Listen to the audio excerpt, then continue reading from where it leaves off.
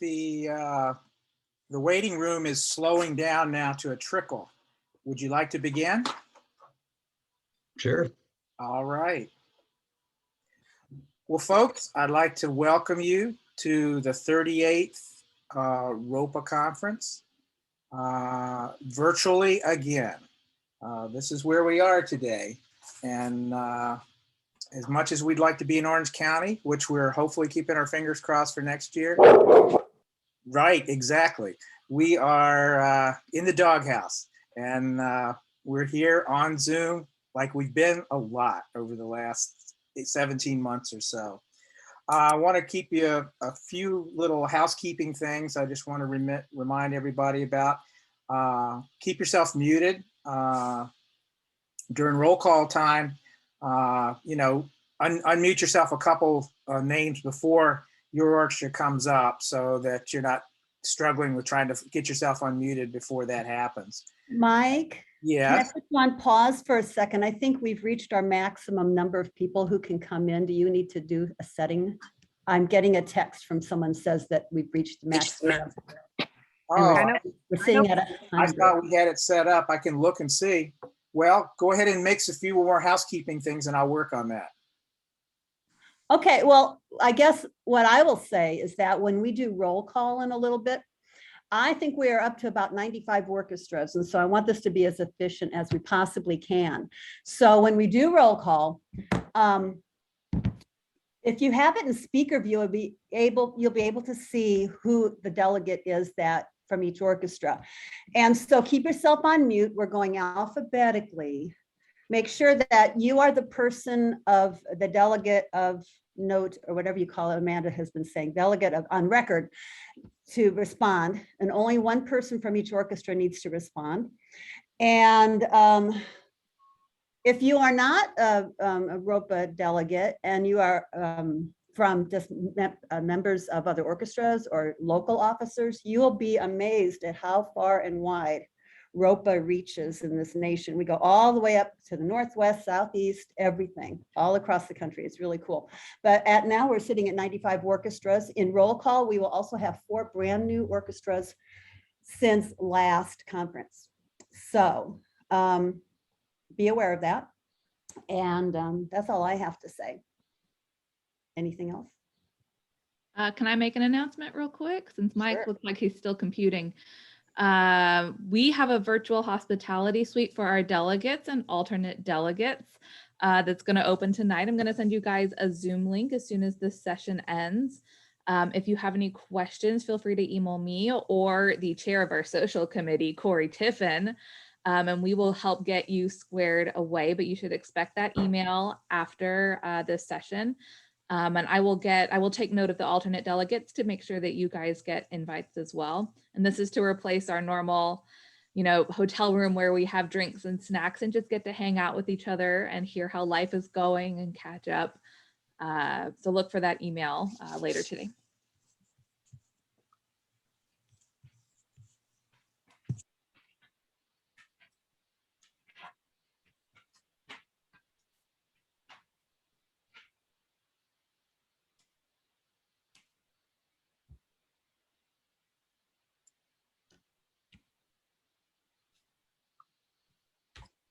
Well, I'm not finding what I'm looking for as far as opening up to any more people.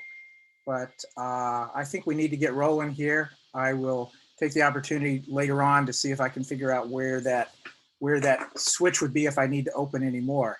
They have changed some settings from last year, and our account previously covered up to 1,000. So I don't know why we're having trouble this morning. Do we have any people that have not been able to get in? I had one, but someone clocked out and then that person was able to get in. So we're sitting right at 100. Okay. All right. Well, I will look at that in a little bit, but I'd like to get us rolling here, and then we'll see where we are. Maybe I can do work on that during the roll call. It'll take a while. Sure. Okay. So as far as a welcome goes, I want to introduce to you all the 2020-21 ROPA board. There is Amanda Swain, Vice President. Karen Sandine, Secretary. Matthew Oshida, treasurer. I don't believe Matt is in here this morning. I'm here. Hi, Oh, Mike. okay, there you Hi, are. everyone. Okay. Hey, Matt, I missed you coming in. Okay, and then we have 8 members at large. Casey Bozell. Hello. There you go. Say hello, and then people can see who you look like, what you look like. Lisa Davis, Hi, everybody. Christian Green, Hello, everyone. Kendra Hawley, Bev Setzer, Everybody. Katie Shields, Hello. Corey Tiffin, Morning. and Steve Wade. Morning, everybody. We also have Naomi Bensdorf-Frisch, who is our delegate large to the AFM convention. I believe she is in court this morning and will not be here till tomorrow. And myself, John Michael Smith, as your president. I think without anything else, I think Karen, you can start on the roll call. Here we go. Make sure that you are paying attention to alphabetical order, and so we can do this very efficiently. Let's start with Akron Symphony. Hello, everyone. I'm Tom Park, delegate for the Akron Symphony Orchestra. Terrific. Okay, and Albany? I don't think anybody signed up. Allentown, please. Steve Heitlinger, viola, Allentown Symphony. Thank you. Annapolis. Rick Bayshore for Annapolis Symphony. Thank you. Ann Arbor Symphony. Christian Green, present. Arizona Opera. Katie Shields, Arizona Opera Orchestra. Okay, Atlanta Ballet. Okay, Patty Gobus. Okay, Atlanta Opera. No. Okay, Austin Symphony. Hi, everyone. Jonathan Rouse, delegate, Austin Symphony. Thank you. Now, new orchestra number 1, Ballet West with Aaron Bollinger is our delegate. Are you here, Aaron? Oh, no. Okay. Well, they're our new orchestra. When she shows up, you can applaud. Binghamton. Sarah Chandler is on the road, so she will not be here. Orchestra number 2, Boise Philharmonic. New one, Phyllis Saunders is our delegate. And I think she said she was going to miss roll call today. Sorry. Okay. Whoops. Boston Ballet. Bob Marlatt here. Terrific. Boulder Philharmonic, David Crow. Hello, yeah, David Crow, Boulder Phil. Thank you. California Symphony, Lorian Jones. I think. Hello, Lorian Jones, California Symphony. Hi, everybody. Hi. Okay, Canton Symphony, Rebecca Rhodes.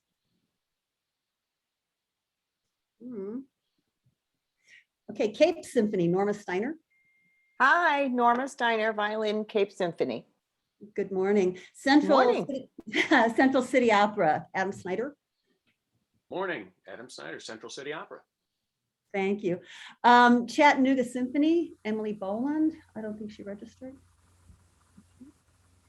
Okay, orchestra number 3, who just became ROPA Orchestra last week, Chicago Symphonetta. This is Ann Griffin. Are you here, Ann? Please. Oh, no, she's not here, but she will be here.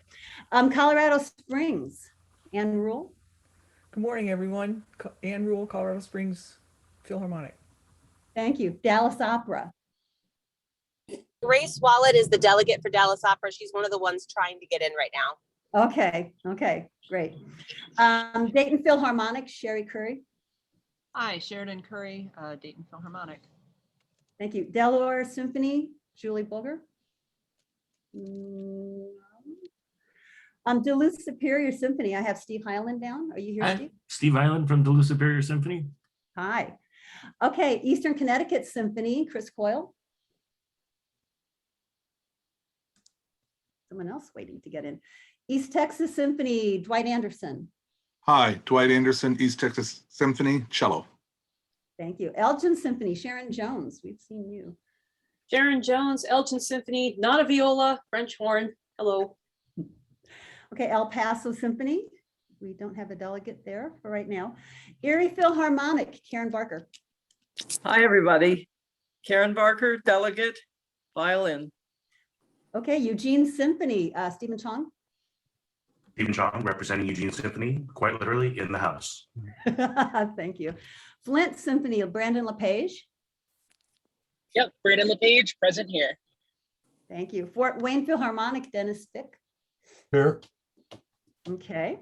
Fresno Philharmonic, Jeannie Somas. Actually, Laura Porter as alternate. Yeah, Got it. if she comes in later, it'll be later. Okay, super. And I'm a harpist. Thanks. Glimmer Glass, Katrina Smith. No? Okay. Harrisburg Symphony, Marjorie Goldberg. I'm here. Hi, Marjorie Goldberg, viola, Harrisburg Symphony. Okay, thank you. Steve Wade, Hartford. Steve Wade, oboe, delegate, Hartford Symphony. Okay, Houston Ballet Orchestra and Houston Grand Opera Orchestra, Amanda Swain. Here. You're here. Hudson Valley Philharmonic, Yumi Oshima. Yumi's not here. Greg Williams here as Greg, local alternate delegate for today. Okay, got it. Okay, Huntsville Symphony. Hi, Matthew Oshida. Thank you. Okay, got it. Illinois Philharmonic, Lisa Bressler. Hi, Illinois Philharmonic. I'm here, Lisa. Okay, page 2. Kalamazoo Symphony, Nora Frisk. Hi, everybody. Nora Frisk, Kalamazoo Symphony. Thank you. Knoxville Symphony, Audrey Pride. Good morning, Audrey Pride, Knoxville Symphony. Okay, Lansing Symphony, Christine Beamer. Not right now. Okay. Las Vegas Philharmonic, Corey Tiffin. We're here. Thank you. Lexington Philharmonic, Joe Van Fleet. No. Okay, Lincoln Symphony, Bobby Sharman. He said he was going to miss roll call. He is here. Long Beach, Leslie Lashinsky. Hi, everyone. Good morning. And then here. Okay, and then Los Angeles Opera. Teresa Diamond, good morning. Good to see you. Lisa Bressler, Madison Symphony again. Hi, I'm here for Madison too. Thank you. Marin Symphony, Alicia Mastromonaco. Okay. Marin Symphony, David Whitney is subbing for Alicia. Who is subbing? Yes. Okay. Memphis Symphony. David Wishnia. Okay, that's right. Okay, I got it. Okay. Memphis Symphony, Sandra D'Amato. I'm here, Sandy D'Amato, Memphis, even though I'm in Connecticut right now. Well, good to see you. Michigan Opera, Andrew Wu. I'm here. Thank you. Milwaukee Ballet, Deb Hanks. Here. Thank you. Minnesota Opera, Amelia Mettenbrink. Hi, I'm Emilia Mettenbrink. I'm violin for the Minnesota Opera, and I'm your delegate. Thank you. Mississippi, Lisa Davis. Here. Thank you. Monterey, Gigi Dang. Present. Thank you. New Haven, Christine Coyle. New Mexico Philharmonic, Carla I'm Levi. here Good from New morning. Mexico. Great. New West, William Wood. Hi, Bill Wood here from New West. Nice to see everybody. You play contrabassoon? Wow, I do on the LA Opera. that's neat. Oakland Symphony, Debbie Spangler. I'm here. Hello, everybody. Thank you. Omaha Symphony, Heather Baxter. Omaha Symphony, oboe, Heather Baxter. Thank you. Opera Philadelphia, Brooke Beasley. Hi, Brooke Beasley, cello, Opera Philadelphia. Thank you. Opera San Jose, Meredith Brown. Good morning, Meredith Brown here for Opera San Jose. Thank you. And then our next new orchestra this year is Oregon Ballet Theater with Casey Bozell as the delegate. Is Casey here? Woohoo! Oregon Ballet Theater. Yay, terrific. New orchestra. Orchestra Iowa, Diane Platt. No. Pacific Symphony. Who do we have from Pacific today? Yes, Connie Dieter, Pacific Connie Symphony. Peter, okay. Palm Beach Opera, Beth Larson. Hi, Beth Larson, Palm Beach Opera. Thank you. Pasadena, Lynn Grants, are you representing us? I'm the alternate, Teresa Diamond for Pasadena Symphony. Okay, thank you. Okay, Pittsburgh Ballet. Yes, Cynthia Anderson, oboe. Thank you, good to see you. Pittsburgh Opera. I think she was not going to be able to make it. If Becky is not here, I can serve as the alternate delegate for Pittsburgh Opera.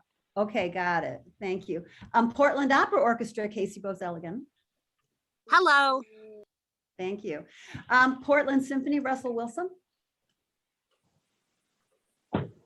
I saw him yesterday. I don't know why he's not here. Well, he should be here. Talk to him about that. Reading Symphony, Paul Rosenberg. Hello, Paul Rosenberg, Reading Symphony, French horn. I'm going to stay muted because I'm house sitting a cockatoo.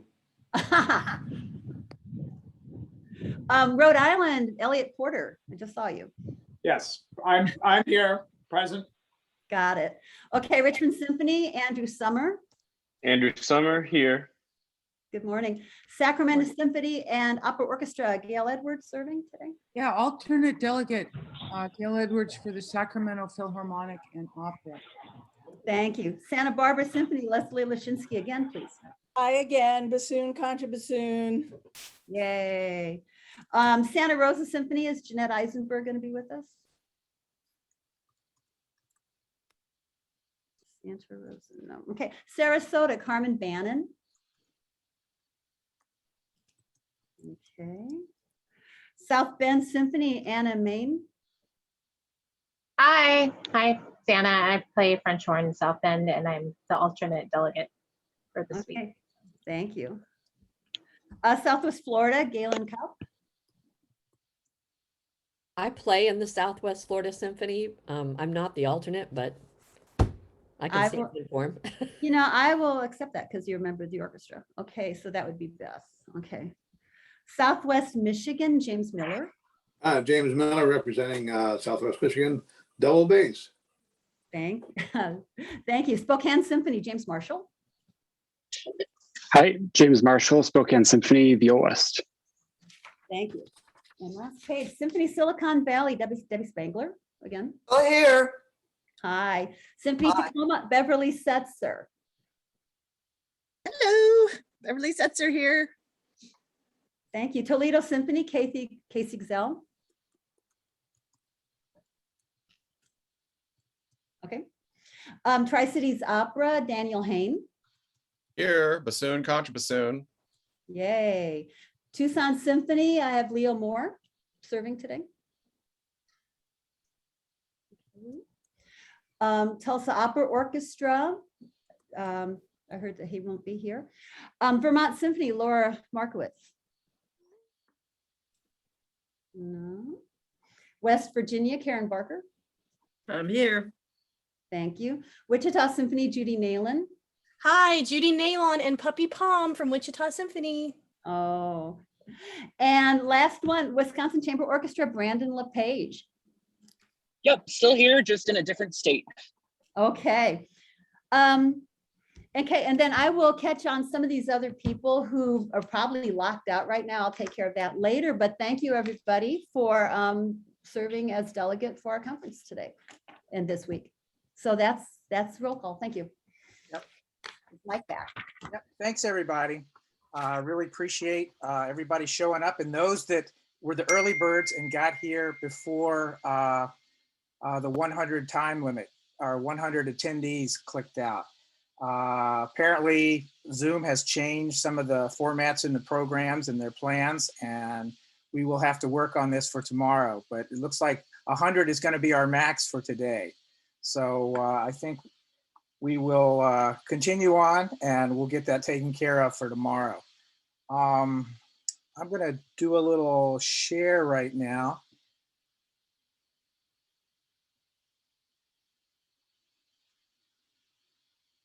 If I can get here to this, share my screen.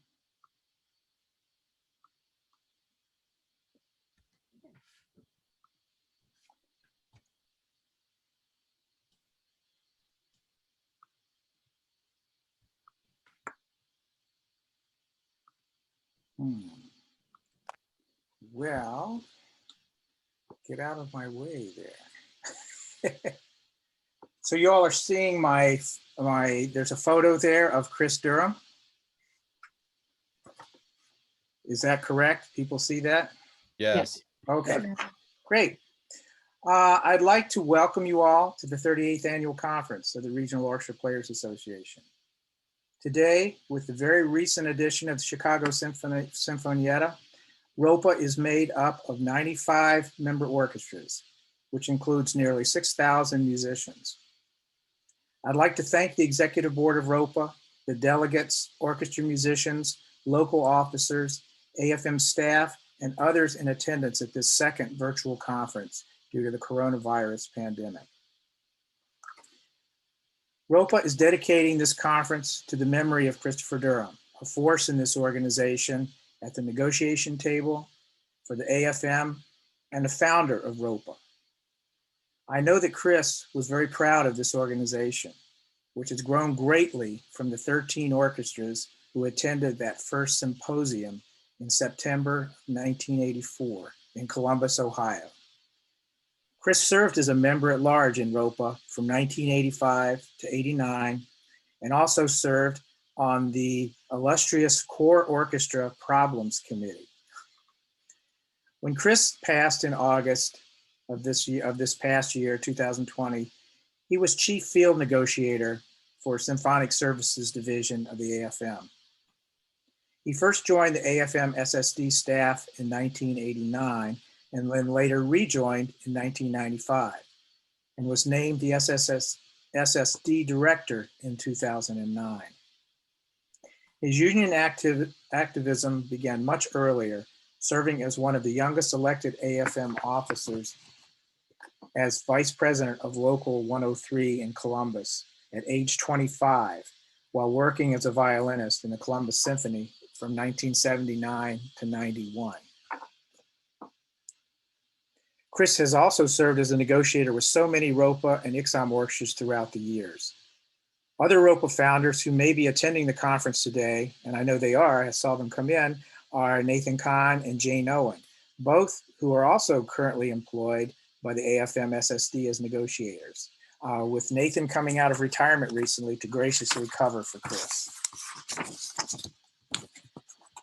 I was a member of the Columbus Symphony when Chris arrived there, 19 years old and fresh from the Cleveland Institute of Music. He was a violinist in cowboy boots, and with an unmistakable attitude and swagger, everyone knew he was there, and that he was not a person to put up with unfairness or lack of respect for musicians. Chris was a people person and enjoyed striking up conversation with anyone. He was very good at cultivating relationships, including longtime friendships with Fred Zanone of IXOM, Lou Waldeck of the AFM Symphonic Services, and Lenny Leibowitz, who was chief counsel for the Columbus Symphony musicians in the 1986 lockout. Those relationships proved to be some of the crucial connections that contributed to an eventual settlement. One of Chris's regular card buddies was the personnel manager of the Columbus Symphony, Emma Zekfu. They could get into heated confrontations when dealing with orchestra issues, and yet enjoy their time together playing cards at other times.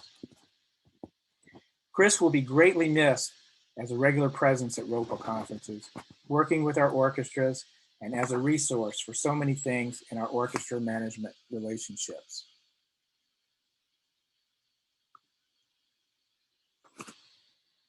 The COVID pandemic has wreaked havoc with our professional lives, our orchestral organizations, and other employment in our union.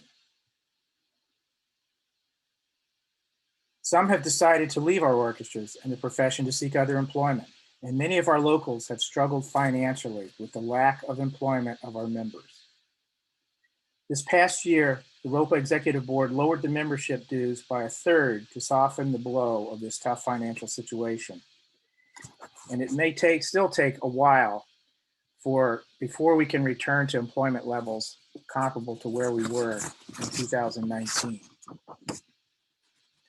To address this, the ROPA board has decided to further reduce our dues to 50% of the full rate for the next 2 years, with the expectation and hope that all our orchestras will be able to put themselves in good financial standing by the 40th annual conference in 2023. ROPA ERF dues will remain at the current $100 per full member orchestra. No late fees will be charged, but we encourage orchestras to keep up with the timely payments with the lower rates, and those that have fallen behind in the past year will have a great opportunity to catch up. Most of our orchestras were able to make full required payment this past year, and ROPA appreciates the sacrifices and challenge that may have come with doing so. The expense of putting on an in-person conference these are a major portion of our annual budget. And now, with having held 2 virtual conferences, we felt that we would not be serving our orchestra's best interests, our organization's best interests, by collecting full dues when we can't provide the complete ROPA conference experience. This reduction will also aid the locals who cover delegates' conference expenses and those that pay the annual ROPA dues with an opportunity to recover and restore their financial health in the coming years. Later today and throughout this conference, we will share and discuss with you some of the experiences of 2 of our member orchestras who have suffered from the management mantra, never waste a good pandemic, and use this dire time to try and reset the table in regards to the terms and guarantees of their past collective bargaining agreements. Other orchestras have struggled as well, even some very high-profile organizations such as the Metropolitan Opera. The majority of our orchestras have continued to remain visible and present in their communities through smaller ensembles performing under COVID guidelines, a new wealth of online media through streaming, and to a lesser extent through archival TV and radio broadcasts. I was invited to attend and speak at the Fort Wayne Philharmonic Musicians May Day Rally. A public rally like that is so important. It lets the community, it allows the community to show the orchestra management that they respect and value the music making by these musicians who perform in their community. To quote former ICSOM chairperson Bruce Ridge, through uniting together and reaching out to our communities, we can and will ensure that the arts continue to thrive, and we will enrich the lives of our audiences while inspiring the next generation of musicians. I often hear talk about getting things back to normal.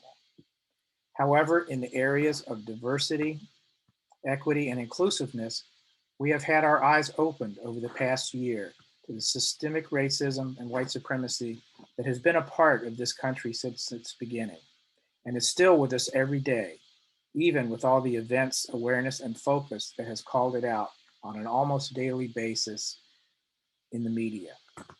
In this area, we shouldn't really want to go back to normal. We should acknowledge this past and move forward in a positive direction.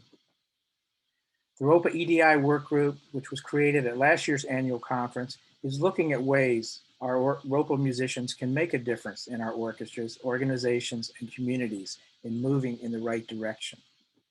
Any musician in a ROPA orchestra is invited to attend these virtual meetings and be part of making a difference. ROPA continues to be the organization it was founded to be, a pool of collective knowledge and experience to be utilized as a resource for our member orchestras, player conferences, and the American Federation of Musicians. We are stronger together. Thank you, and have an enjoyable and informative conference.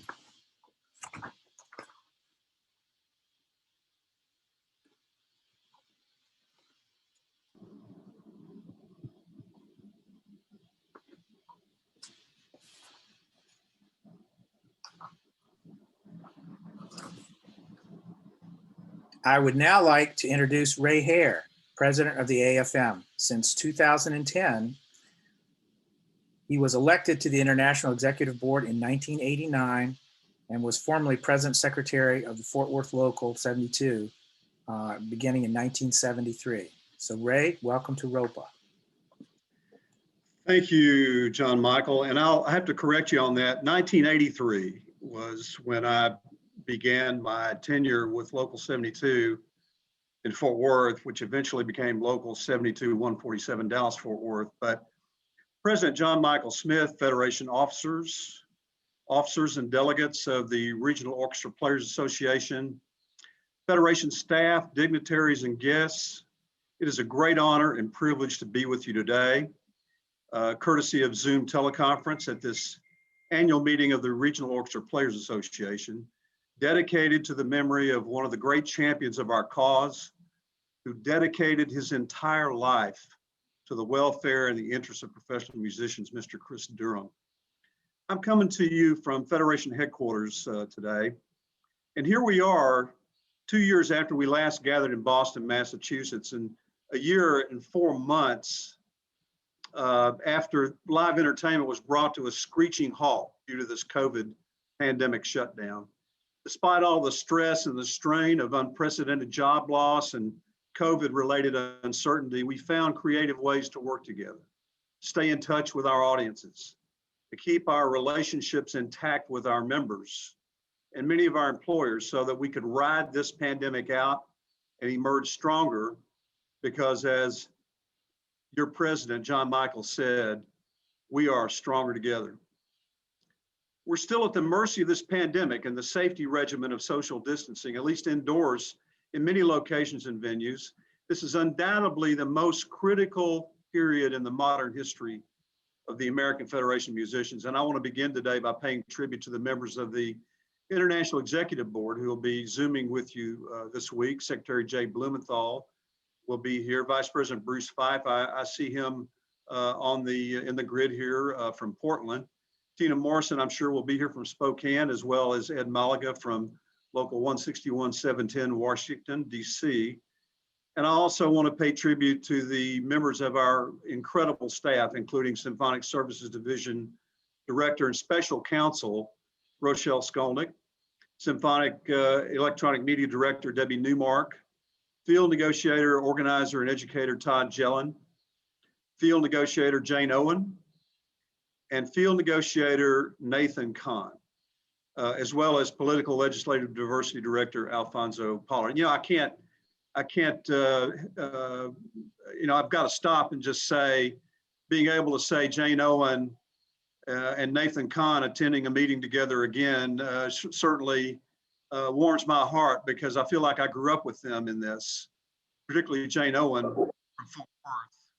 And of course, Nathan Kahn, you know, they both were founding members, helped found ROPA. And I just want to say real good things about them right now. They have really contributed their lives to your cause as well, as Chris did. All of us, all of your Federation officers and every member of the Federation staff have been working day and night, 24 hours a day, 7 days a week, to meet the challenges that have arisen as a result of the deadly coronavirus, challenges that have led to fear, uncertainty, and severe economic stress among our locals and among our members. And I know that all of us here today are deeply concerned over our members' careers, their livelihoods, their musicality, their workplaces, their audiences, and their union. Even though the emergency governmental regulations, the mask mandates, and social distancing regimens have been relaxed in many areas, those regimens are being reinstituted in many areas. And this morning, we learned that indoor mask mandates were reinstituted in St. Louis. We're still unable to publicly perform as we would have absent this virus. Things are still in heavy flux. Canada is still in lockdown. Enough data was in at the beginning of the summer to suggest that America, at least, was in the early stages of recovery from this pandemic. The live entertainment industry has been able to bounce back and emerge from lockdown despite the variants that are circulating among those who are unvaccinated. Throughout the entertainment industry, we have had unprecedented job loss, and except for live television, and some other sectors of the electronic media production industry and symphonic performances, made possible by the flexibility we provide in symphonic media, the effects of this pandemic are still weighing heavily upon us. Professional musicians were among the first to suffer the catastrophic effects of the pandemic. And as you heard me say before, I'm sure you've heard me say, we will be the last, among the last, to return to some semblance of where we were during the before times. Still, here we are nearly a year and a half into this pandemic. Nobody can really say, still no one can say with any degree of certainty, when or where all social distancing restrictions can be lifted, or when this pandemic will be firmly on the run, or when all communities across this nation and in Canada will be deemed completely safe enough to risk fully reopening all performance venues so that we can reconnect with our audiences and, just as importantly, reconnect with each other. Despite the months of uncertainty and the loss of income during this pandemic, we did elect a new US president and 2 Georgia senators that made the difference in passing the historic legislation to help multi-employer pension plans like the AFM plan. But there is no playbook for ending this pandemic. There are no quick and easy solutions to the enormous problems it has created. Going forward, you'll see a worldwide effort to write that playbook in real time. And the Federation is part of that effort. Working with our colleagues in other arts and entertainment unions, we'll also be working to ease restrictions on cross-border immigration for our Canadian members, and we will be working directly with the White House. I'll say that again, directly with the White House to enact better labor laws and promote more influence from working people in policies and programs promulgated by the US government. Today, the pandemic has left us with 7 million unemployed and lots of kinks in our economic system, like the appearance of a labor shortage where there shouldn't be. Companies are struggling to hire workers where COVID risks still persist. We have unemployment and labor shortages at the same time. The economy is trying to restart after experiencing the deepest recession in generations. Parts of the economy are severely broken. There are major shortages in semiconductors that are idling auto manufacturing, down 17%. Did you know that today, GM today will stop making pickup trucks for a week and possibly longer, driven by an international semiconductor supply constraint? Worldwide, automakers are going to produce 3.9 million fewer cars this year, and they're going to make $109 billion less. Don't let that be lost on any of us. That could mean that there is less money available for institutions like our orchestras. There are unbelievable difficulties in the auto supply chain, the auto parts supply chain. Tesla had over 10,000 cars on hold in its Fremont, California plant that couldn't be delivered because of parts shortages. There are supply crunches in raw materials. The demand explosion for building materials sent prices for lumber up 340% from a year ago. Steel prices up 300%. Average new home costs up $36,000 per home. Packaging materials like plastic and paper have driven up costs by 50% since the start of the pandemic. So we have less retail. We have less waste paper. We have more e-commerce, and that has tightened supply and increased demand in shipping for paper. Plastic materials at multi-year highs, logistical problems, including shipping container bottlenecks and a lack of shipping containers, creating an astronomical rise in freight costs. So I want to make 3 very important points here with this. As the economy tries to restart, we face major shortages in everything: raw materials, parts and component crunches, and unusual labor shortages at a time of high employment. I just want to say this, everybody goes to the grocery store. I never went to the grocery store until the pandemic started, and even today, where I couldn't find a supply of the things that I normally bought, like soap, like lots of things that you normally buy that are always there. Sometimes they're not there. And that just shows you what kind of, how the economy is bouncing around here. There are, number 2, there are scarcities and supply line disruptions that prevent the economy from rebounding to its potential. And that's going to affect the speed at which the economy recovers. This could affect our income all the way around. in the orchestral realm, in the electronic media realm, everywhere. There is worry that high demand for scarce materials may result in an inflationary spike that could depress wages. This is a red flag for people working under collective bargaining agreements where we have set wages and set increases, since wages may not rise with the same speed that inflation does. You see, in response to the COVID crisis, governments of the US and Canada and around the world, they adopted monetary policies in phases, first by lowering the interest rates to near zero to stabilize financial markets and ensure the flow of credit. Second thing they did were fiscal measures in the form of supplemental employment benefits and business subsidies that entail the printing of trillions of dollars of new money distributed to sustain the economy against the background of governmental quarantines and social distancing measures. And thirdly, policies were implemented towards developing and quickly distributing vaccines. And due to these enormous and unprecedented amounts of monetary stimulus that were pumped into the economy last year, financial markets recovered from the losses they experienced in March and April of 2020. And the economic recovery was launched, and it is booming. It's bouncing along.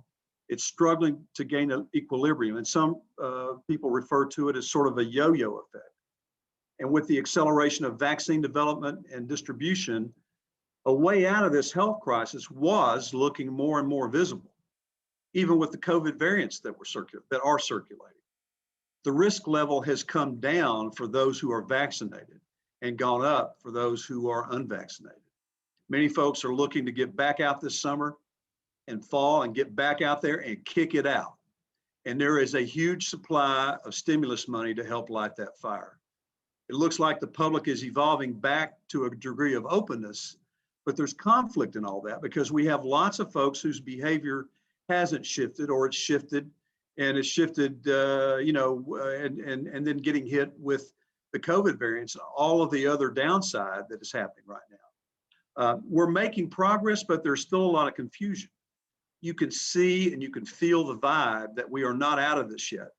People have to process the continually changing health and safety guidance that you get, and you get hesitation and you get inconsistent behavior. And I think we're confronting a lot of the same uncertainty that we felt at the beginning of this crisis. But I can't help but believe that we are going through and experiencing the end of this thing, hopefully. And it will be longer than we think. It will be messy. And that messiness will continue to produce worry. But it will also be exciting because we are headed back to work. Because you see, for more than a year, the public has been without live entertainment. See, there has been a shortage of that. And like the rest of the economy, there is a pent-up demand for live entertainment, and we are about to help quench that thirst. Live entertainment shutdown hit us hard. All of our collective bargaining employment at the federation level, outside of some electronic media, like touring shows, for example, touring shows were shut down. At the local level, every local CBA was negatively affected in various degrees, with a good amount of orchestral work somewhat stabilized during the pandemic period through the good work of SSD, Rochelle, and Debbie. And by way of a COVID side letter to the Integrated Media Agreement, you'll hear more about that later from Debbie and Rochelle. But freelance musicians, and many of you are freelance musicians. You work short-term single engagements in the restaurants and the bars and clubs, the shows, the convention dates. You may be hired as backup for in the showcase rooms and the arenas for headlining artists.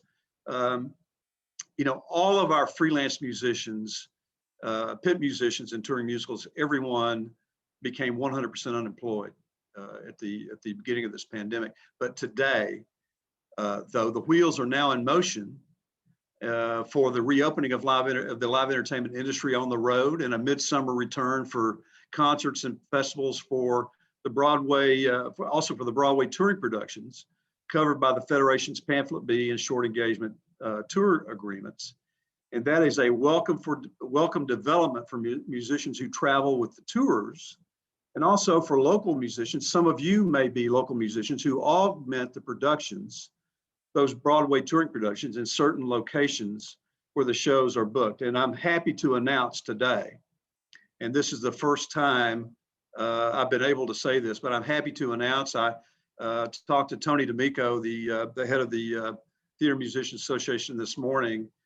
But 3:30 Saturday afternoon, I reached a tentative agreement with the Broadway League on the comprehensive agreement on tentative, it's tentative, subject to ratification, but on the health and safety protocols agreement for our Broadway tours.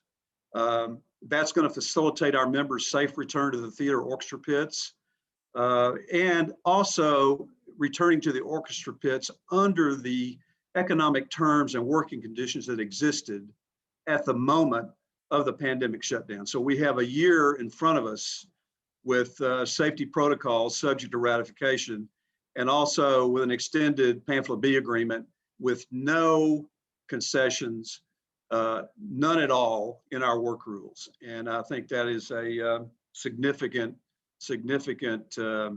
development here.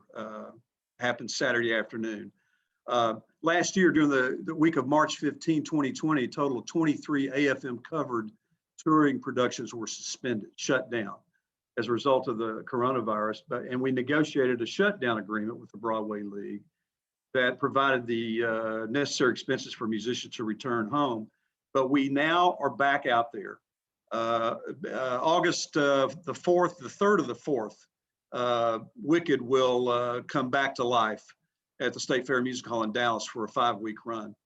And by the way, our touring agreements are administered by our touring theater and booking division, managed and supervised by Director Tino Gagliardi, and also assisted by Associate Director George Fiddler. But the ramp up of plans for a comeback for Broadway tours, you know, it dovetails with the vaccination rollout and the congressional stimulus money. And, you know, the pump is primed. Optimism from those developments prompted the performance venues to plan for a return of indoor, full capacity productions, regional art centers. Many of you perform in those regional art centers. Those regional art centers want live music to return. They want live production to return. They want Broadway tours to get back in as soon as they can. And with vaccines available to everyone, everyone hopes that everybody will get vaccinated and get back to the art centers and you know, buy tickets to the productions, including the orchestral productions that are performed there.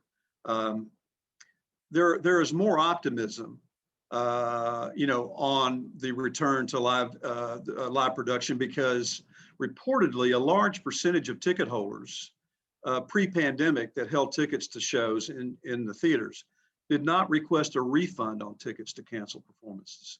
They held on to their pre-pandemic tickets to use for rescheduled shows.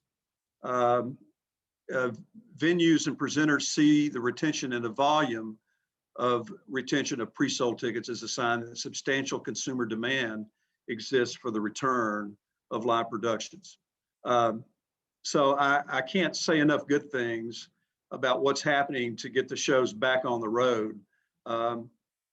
You know, also too, we need to also understand that negative publicity, you know, as these shows reopen, as performances begin to come back to the art centers, negative publicity or negative press coverage is something that those art centers do not want.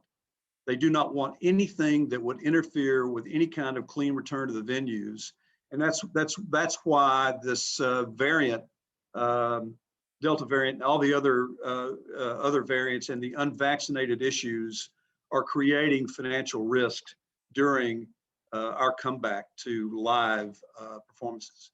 But the safety of musicians performing for diverse audiences night after night is of paramount importance. We are musicians. We do not produce the shows.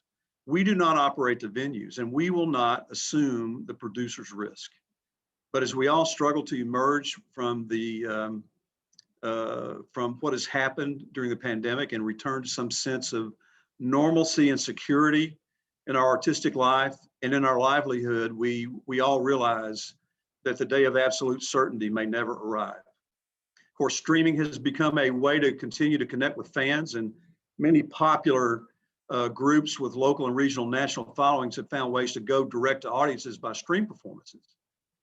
Some ticketed, some with virtual tip jars at restaurants or PayPal or Venmo. It's still difficult to monetize live streaming because there's a difference in the perception and the value between live stream and a live show. But as our behavior continues to slowly and hopefully emerge from pandemic isolation, streaming will continue to take center stage as an alternative to live shows, and as a platform for content consumption.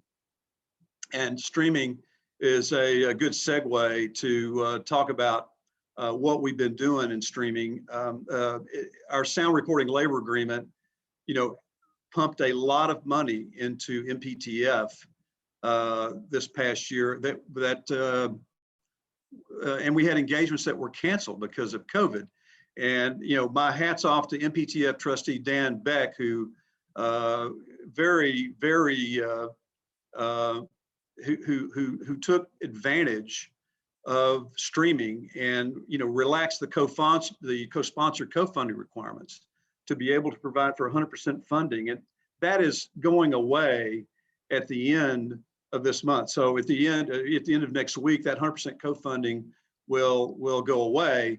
But for many months, we were able to get money back out on the street, back into the pockets of professional musicians through streaming.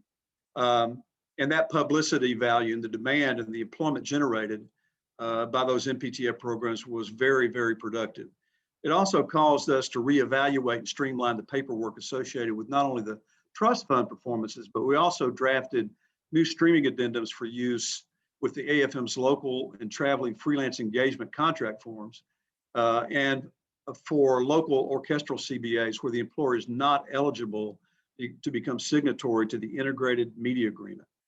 And those contract addendums were intended to establish scales for streaming by local employers with no capture or with capture and on-demand use for up to 3 months. And I right now want to thank Vice President Bruce Fife and Alan Willard, VP from Canada, and other IAB members, John Acosta and Dave Pomeroy, AFM Council Russ Naymark, and my assistants Pat Variali and John Painting, and also Ken Shirk for their work in getting those important agreements done. Those of you who are local officers, if you want to know more about that, get a hold of your local rep, your international rep, and you'll have all the information you need to take advantage of those new contract addendums. One note on live television. We finished the live television agreement back late last year. What we did, the major thing that, two major things that we did there, we broke through to the networks on payment for streaming. That's the AVOD, the advertiser-supported video on demand part of our contract will now pay a residual to those musicians whose work appear on advertiser-supported streaming. We also made progress in subscription video on demand streaming, and we also, for the very first time, reached an agreement with the television networks on DigiNet. And what DigiNet is let's just take, for me, Channel 4 in Dallas. Channel 4, you can get channel 4.1, 4.2, 4.3. 4.1 would be the network feed. 4.2 might be a sub-channel where you could watch Westerns all day. 4.3 might be a channel where you could watch programs or comedy programs or variety programs library programs made under the network's various versions of our live television agreement. And in DigiNet, we obtained a 2% position in the digital gross receipts of the networks on that. And that is going to go to the pension fund, unallocated. In other words, that's going to be a new revenue stream on an unallocated basis for our pension fund. And those improvements, the AVOD streaming, the SVOD streaming, and the Diginet streaming pieces are significant improvements. Those are fundamental structural changes in the live television contract that can be that can be improved in future negotiations. And speaking of the pension fund, I'm sure you've all heard by now that back in March, Congress passed and President Biden signed into law the American Rescue Plan Act. That's ARPA for short. ARPA includes $1.9 trillion of relief and stimulus to address the COVID-19 pandemic. ARPA also contains an estimated $86 billion in relief for multi-employer pension plans facing funding problems like the AFM-EP fund. Some say that hundreds of plans are expected to go insolvent, and some are truly desperate, expecting to be insolvent in just a few years. But with Congress split and with the Trump administration in power for the last 4 years, pension relief was stalled. Even after the election, it was uncertain whether relief would be possible. Without relief, our fund was expected to be insolvent in fewer than 20 years. With the PBGC, the Pension Benefit Guarantee Corporation, facing insolvency, the trustees saw no way to save the fund and protect the participants without benefit reduction. So at the end of 2020, after an earlier denial on technical grounds, the pension fund refiled the application for benefit reductions under the Multi-Employer Pension Reform Act. All the while, the Federation and other unions have been lobbying for years for pension relief. And after a new Congress with that slim Senate majority made possible by 2 Democrat senators from Georgia and the new Joe Biden administration, after they came to power, the Federation made pension relief the subject of an all-out lobbying effort. And with the amazing support of our members organizing and contacting Congress, pension relief finally became law. Alfonso Pollard chaired this historic effort on behalf of the Federation. I want to thank each and every one of you for all that you have done to work with Alfonso and the player conference heads that are here. Mark Sazer, I know you're out there. Also John Michael Smith, and really the leadership all the way through the Federation, all of you, and everything that you've done. My hat is off to you for protecting the health of our pension fund. Once ARPA was adopted and the fund had a chance to review the law, we, the trustees, withdrew the MEPRA application. So instead of MEPRA reductions, the fund will be applying for ARPA financial assistance as soon as the government allows us to do that. And according to the law, as it was passed, there is no limit on the amount of pension relief money available from the PBGC to eligible plans. We are an eligible plan. The way that works is the law, through the law, is that eligible plans receive a lump sum grant from the PBGC that will be invested in investment grade bonds and other types of investments that the PBG allows in guidance. The ARPA is there's not going to be any uncertainty in that. The MEPRA process is gone. And all we have to do is show that we're critical and declining, and then we're eligible for assistance. And we will make sure that the AFM-EP fund receives all the money that we are entitled to under the law. And as I said, we withdrew the MEPRA application. And not only will ARPA financial assistance mean that the plan won't need reductions, the law actually prohibits that any plan that receives ARPA assistance can ever apply for MEPRA benefit reductions ever again in the future. So one last word about the MEPRA application. You'll remember that the trustees appointed Brad Egan. You recorded this, you need to cut that out. Let's go back, take 2. Brad Egan. We appointed Brad Egan as the independent retiree rep to advocate for the interests of retired and terminated vested participants throughout the MEPRA process. He and his equitable factors panel worked tirelessly on your behalf. once the trustees withdrew the MEPRA application, their role was complete. And I want to thank Brad and his panel for their hard work and their commitment to our members and our fund. So we're all happy to put the issues of benefit reductions behind us and focus now on getting back to work and growing the AFM-EP fund with ongoing contribution increases and maximizing the amount of financial assistance the plan receives so that it will continue the vital role in providing security for our members. So lastly, I just want to go back. I want to say that I felt an incredible amount of energy looking at this grid and seeing a lot of my friends here, friends that I worked for as a local officer, player conference and former player conference people that are here. Just, I can feel the energy coming out of the screen. And I've always said that the way we can put that energy together is to find ways to unify. And in that light, I want to take a minute to talk about the politics of all this as we go toward the big finish in my speech. And I know some of you who've been professional musicians out there working freelance engagements for decades may know there's some significance when I say the big finish. We're getting down to the shout chorus here. But my administration has been in overdrive for more than a decade to bargain new agreements and try to improve members' lives and help stabilize the pension fund. We knew coming in that we needed to put more money into the fund, and we did that. We put, over, $10 million in new money annually. That's what's coming in from streaming now, where it wasn't there before. And that was significant during a time during the pandemic when the regular contributions were nearly cut off.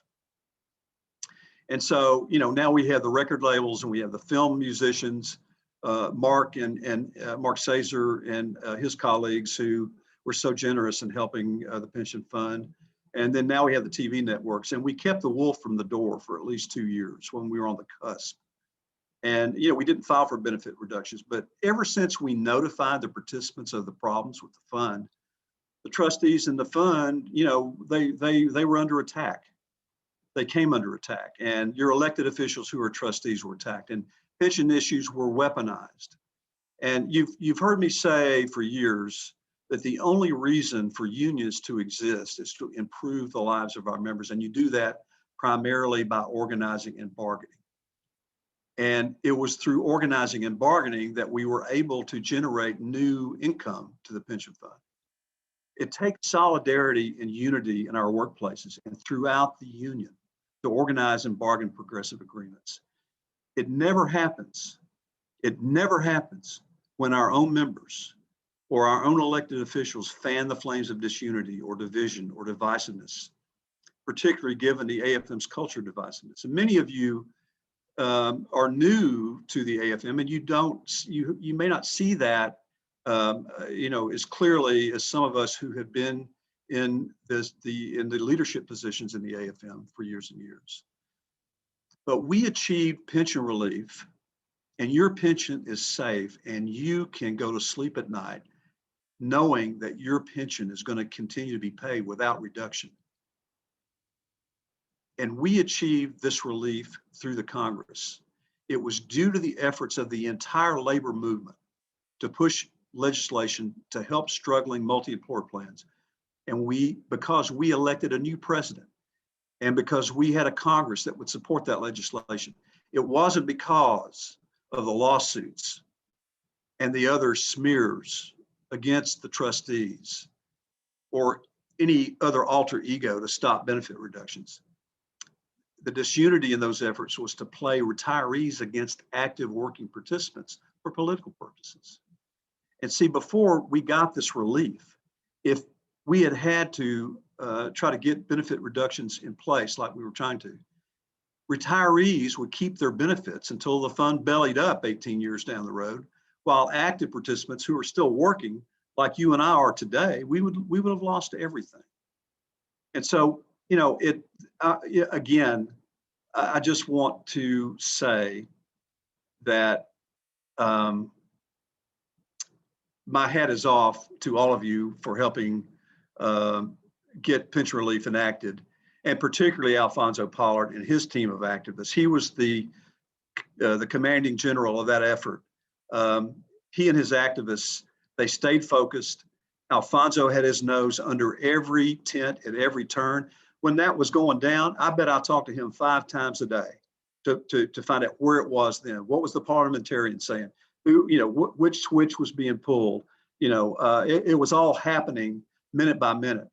And because he nurtured his relationships on behalf of the union with key lawmakers, scheduling our visits to lawmakers on Capitol Hill, which is exactly where he and I were in Nancy Pelosi's suite, lobbying for pension relief and also for tax relief for musicians on March the 2nd, 2020, as the pandemic brought the curtain down on life as we knew it in the before times. But folks, disunity, unfortunately, it's in this union's DNA, and that's the oldest and nastiest game in the world. It's destructive. I don't want to see it re-enter. I don't want to see it come back to this union where issues are weaponized for the sake of politics instead of coming together to resolve problems. We saw that on January the 6th. We saw that play out on Capitol Hill, fomenting disunity and division as a means of control, and the anger and the hatred that comes from it. And, there's a lot more I could go into, about that. Does that improve our union? It does not. I've seen it happen here before. We don't get stronger from that. We get weaker. We get weaker. See, please keep your eyes open. Please look and see who you elect for your officers, who you elect for your committee folks. We have to make sure that when we elect our folks, that those folks set an example and that they do what is necessary to bring us together so that we can increase our power as a union. So you get unity by getting everyone motivated and going in the same direction. You get unity by keeping an eye on fairness, because if you work for fairness, you will go a long way towards keeping everybody involved. And if everybody is involved, then we've got a chance to win. We are continuing to be in a period of uncertainty. And it has led to unfamiliar ways of doing business. That old saying, well, maybe it's not an old saying, but when times are great, it's a whole lot easier to achieve unity than when times are bad. Because when times are bad, it turns into everybody for themselves. And we can't let that happen to us. It's this whole period that we're in, it's leading to unfamiliar ways of doing business. But in times of crisis, people look to music for comfort. The music business is resilient. People look to us as musicians to help them feel better. Our job as unionists is to monetize and maximize musicians' piece of the pie. My administration has done that for over a decade. We have an incredible staff that we've assembled over that decade. We work as a team, and we are going to continue to do that. This pandemic is not going to stop us. Disunity can stop us. We represent the finest musicians in the world, and we will be bargaining hard every day, every step of the way, as the venues reopen, as the tours resume, as the various segments of this business reawaken. But we can only succeed if we stick together and we take care of each other, not by taking from each other.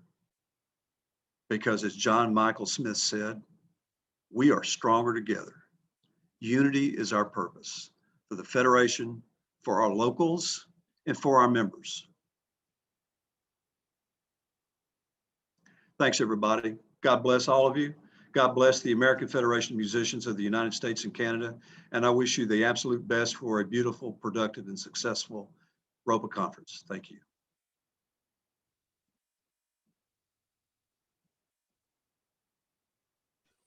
Bravo. Thank you, John. You're on mute. Thank you, Ray. Thank you, Ray. That was terrific. Thanks so much for those words. We need to hear them. I never hear them enough. So I really appreciate that. I saw Brad Egan last night. He was at my gig, and he's another person that helped out in that time with that pension stuff. You know, he is one incredible human being. He really is. We are so fortunate to have him. And, you know, I wish I could have seen him. I'm jealous. So he was out on a run. All right. Thanks, everybody. We are going to take about a 10-minute break, and we will pick up again at 1:25 Eastern time to hear from Afa Dworkin and Titus Underwood. So 10-minute break, everybody. Hey, John.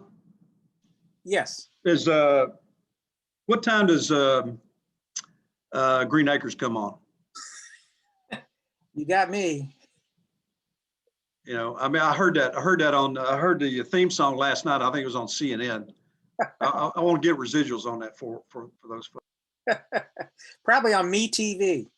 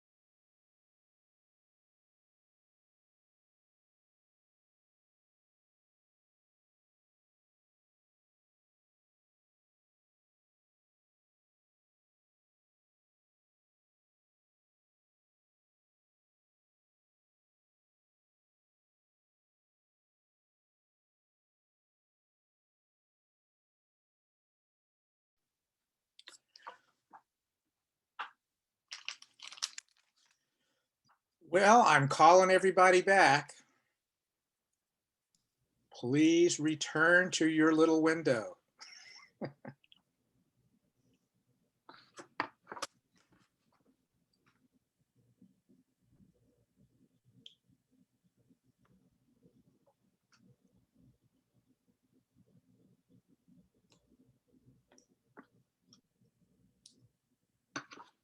Looks like people are starting to come back into the room. Great. All right.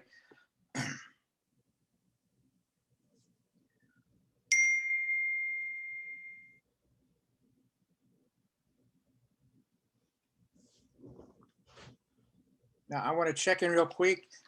Afa, are you there? I am here and I can hear and see everyone. Terrific. And Titus, are you there? Yes, I'm here. I can see. Hey, excellent. Great. Welcome, both of you. Afa Dworkin is a musical thought leader and a cross-sector strategist driving national programming that promotes diversity in classical music. Afa serves as president and artistic director of the Sphinx organization, the nation's leading organization transforming lives through the power of diversity in the arts. She's responsible for architecting and developing Sphinx's programming since its inception and has expanded the organization's international partner network. Her speaking engagements include Chamber Music America, National Association for Schools of Music, the League of the American Orchestras, ICSOM, and the Association of Canadian Orchestras. She joined the Ann Arbor Symphony as an entering freshman at the University of Michigan School of Music, where she earned her bachelor and master's degree in violin performance with high honors. So, Afa, you have been a member of a ROPA orchestra. Yay. Titus Underwood is the principal oboe of the Nashville Symphony Orchestra and the 2021 recipient of the Sphinx Medal of Excellence Award and a 2021 Mid-South Regional Emmy winner for his work on We Are Nashville, a video project for building community through music. Prior to his position in Nashville, Titus served as acting associate principal oboe of the Utah Symphony and has performed as guest principal oboe with the Pittsburgh Symphony, Miami Symphony, and Florida Orchestra. As a freelance performer, he has performed with the LA Phil, Atlanta Symphony, Puerto Rico Symphony, and San Diego Symphony, as well as principal oboe of the Shnique, the Gateways Music Festival, and the Bellingham Festival of Music. He holds a bachelor's degree from Cleveland Institute of Music, studying with the legendary John Mack, and a master's degree from the Juilliard School, where he studied with Elaine Duvas, and additional studies with Nathan Hughes and Pedro Diaz. He also received the artist diploma from the Colburn School as a student of Alan Vogel. Afa and Titus, welcome to ROPA. Thank you so much. It's great to be here. Really appreciate everyone's faces and your introduction, and definitely Titus's time and expertise, who's agreed to join me for this conversation. So we have about half an hour, just under, with Titus before we need to excuse him, and then we can kind of spend the rest of our time together, because I want to see that I have the opportunity to address any questions or hear input and ideas on ways in which Sphinx can be doing our work more effectively in this space. So the conversation today is very much about the sphere of diversity, equity, and inclusion. I've titled it in my mind as Redefining Artistic Excellence, because for too long, I think quite unfortunately, our sector has talked about the work in diversity, equity, inclusion, and belonging as the right thing to do or something to incorporate into our work. And somehow through the prism of maybe at times inadvertently sacrificing the idea of artistic merit or commitment to excellence.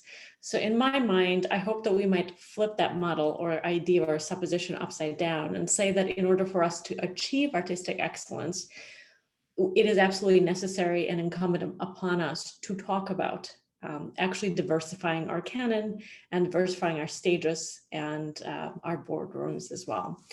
So as such, I have asked Titus to join me because amongst his many accolades and wonderful contributions to our field and sector as an artist, as a role model, now as an educator as well, he's also one of Sphinx's advisors and artists He is a recipient of the Sphinx Medal of Excellence of year 2021, and is also one of the critical advisors of the work that we do through the National Alliance for Audition Support, as well as the Sphinx Orchestral Partnership auditions and that effort that's been in place for a number of years. In fact, under Titus's guidance and artistic vision, we've been able to launch the first ever national orchestral excerpt competition this past winter, with input and guidance also from Weston Sprott. So we have been the fortunate beneficiaries of Titus's vision and his generosity in sharing his experiences and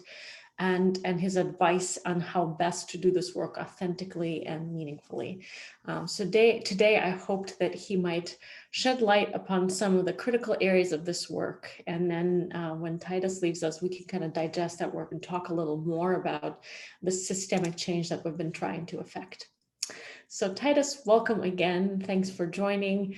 And I wonder if you might just open with your reflections. I'm curious about your perspectives on how the orchestral world and all of us together have kind of collectively responded to the dual pandemic. And by that, I mean both the pandemic, the global pandemic that's been plaguing the world, but also the Black Lives Matter movement, as well as the racial reckoning that's been really the subject of conversation in this country. And I'm wondering if you have any thoughts or reflections that you might share relative to our progress and the nature of our response as a field.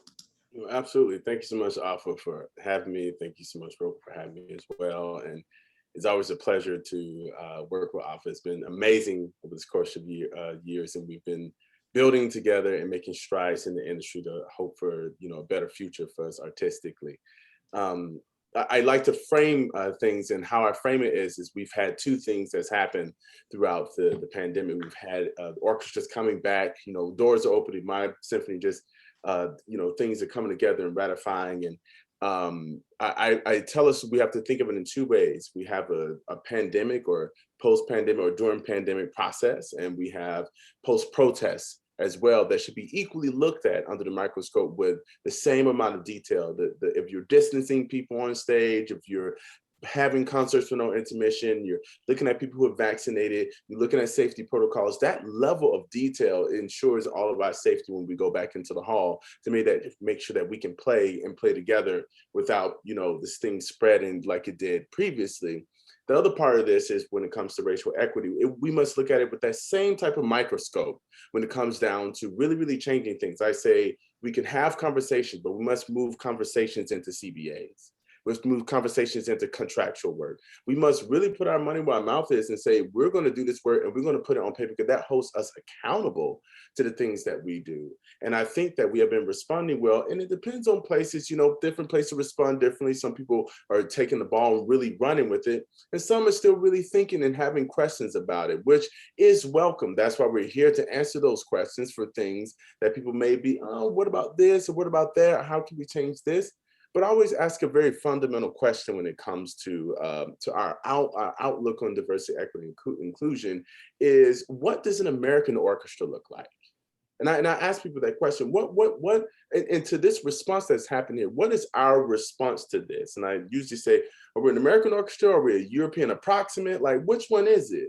Like, what are we going to be doing to move forward to ensure that we are leaders in this space? Do we have the boldness and the courage to move forward in this space and take a hold of this conversation in a way, because we as musicians, as artists, we always want to be on the forefront of things changing. I mean, art reflects life, life reflects art, and we must be leaders and beacons of light within our communities, moving it forward, but also holding ourselves accountable for the things that we have participated in. Because when we say that, we have orchestras and stuff, musicians pick musicians shape the way, who comes in and who gets hired and things of that sort.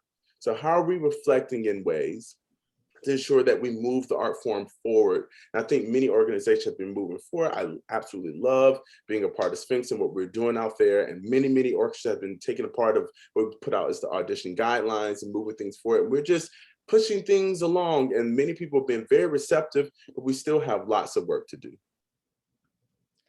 Absolutely. Thank you so much for that, Titus, for that comprehensive response. And I think like the theme that I'm picking up on is sort of the moving beyond conversation. So I think at times, particularly in our sector, many of us might agree that we focus so much on achieving or working toward a consensus that we're forgetting sometimes that the goal isn't consensus. The goal is action and change, meaningful strategic change that's going to make us better as artists, as musical collectives.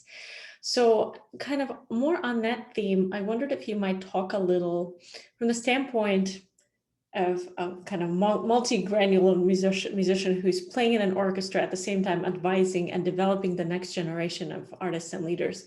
I'm wondering if you might point to, in our orchestral world, where you see kind of the low-hanging fruit. Many times when we're talking about change, amongst things like audition guidelines, tenure and advancement promotion, and those elements, we know that those aren't easy changes to make. Or at least it's very easy to say that they're complicated because it involves so many different people to examine changes and then really make decisions and ultimately hold one another accountable. But are there areas of our work in orchestras that you can point to that you would say, those shouldn't require very much time? These are elements of lower hanging fruit, and we should really move a little more decisively into this space. Oh, absolutely. I mean, there's a lot of low-hanging fruit. There's so much low-hanging fruit that we can eat for a decade off the low-hanging fruit. One of the things that one of the things we have to do is hold ourselves accountable as musicians. I think that's the biggest thing. And the easiest way is, you know, I've been pushing a long time for the screen to be up the whole way, that we have it up the whole entire time, even down to the picking. And I say, even down to, I'm as far as saying, we shouldn't even be discussing when people are voting, because when people vote and you discuss, you're undermining the convictions of other listeners. And then that means maybe your opinion, do you run to the one's voting booth after politics are done? The campaign is the audition, and then the vote is private. Those type of things can be very easy things that we can do. You may not agree with your colleague, right? But you still have to figure out a way to live together. You have to figure out a way that maybe you're not all completely ideologically in line, but we should trust our ears as professionals to say that I think that I do have the tools to vote, right? I do have the tools to vote on something, and we should be committed to that, right? The other thing that I think that's low-hanging fruit when we're talking about the tenure process, especially, I think that comments should not be anonymous. Comments should be above, everything should be above board. You know, my wife, she's an MD, and when she was going through her medical school, whenever a doctor had to give comments to a medical student, they had to sign their name on the comments that they gave. And it's been statistically proven that when people have to put their names on comments, they have to think it's something constructive most of the time. Otherwise, there's going to be a paper trail on you for 5 years on trashing every candidate that comes through, which means that, are you really a person for the institution? And I ask people, especially when it comes to someone when we're talking about, you know, tenure process and stuff like that, you know, we have to all hold ourselves accountable, because tenure is tenure. Tenure doesn't necessarily mean quality. It means that we all have to be working on our craft. Make sure that we hold ourselves accountable, because if I'm giving comments above board, I need to make sure that I show up to work just as prepared as the thing that I'm requiring my colleague to do. And as it goes into diversity, equity, and inclusion, I think that we should, when people say there's a process to the audition process, it's a process. The process is what we agree it to be. And here's the thing, if we want to move things forward, I think we should think about, what do we want our symphony to look like? If orchestras do a European tour, which people think is like the pinnacle of, you know, that's the success, right? We went on the European tour. Now, if we weren't overseas and different orchestras go different places or travel locally, what does it look, if I were to turn on the, the Vienna Philharmonic and I turn on an orchestra here, should I be able to tell if one is an American orchestra? What does that look like? What does it sound like? What are the repertoire that you're presenting? Are we our cultural export? Or are we just taking things in and saying we can do it too? Where are we leading? And these are the low-hanging fruit: the repertoire, the soloists that you invite, the process in which you hire musicians, being accountable for one another. Really, really being professional about how we treat each other in the orchestra, keeping comments above board so it isn't like, hey, I'm voting for you, but behind your back, no one knows what's going on. And some people don't even know if they're getting tenure until the day. We should at least know some sort of accountability of what track I'm on and how things are being held accountable. You know, if we're going to do things like trial weeks and stuff like that, is there a mentor that helps guide people through this process? And we should also know that musicians have rights before they have tenure. You know, these types of things that people feel comfortable as a contributing person to the institution, to the organization. And I think we should really look at the scope as far as like all these rates of attrition that are going into these into these orchestras. And we have, like we said, we have the Sphinx, we have the Nas, we have SOPA, we have all these ready Black and brown players that are there, that have come from top conservatories, knocking things out the ballpark.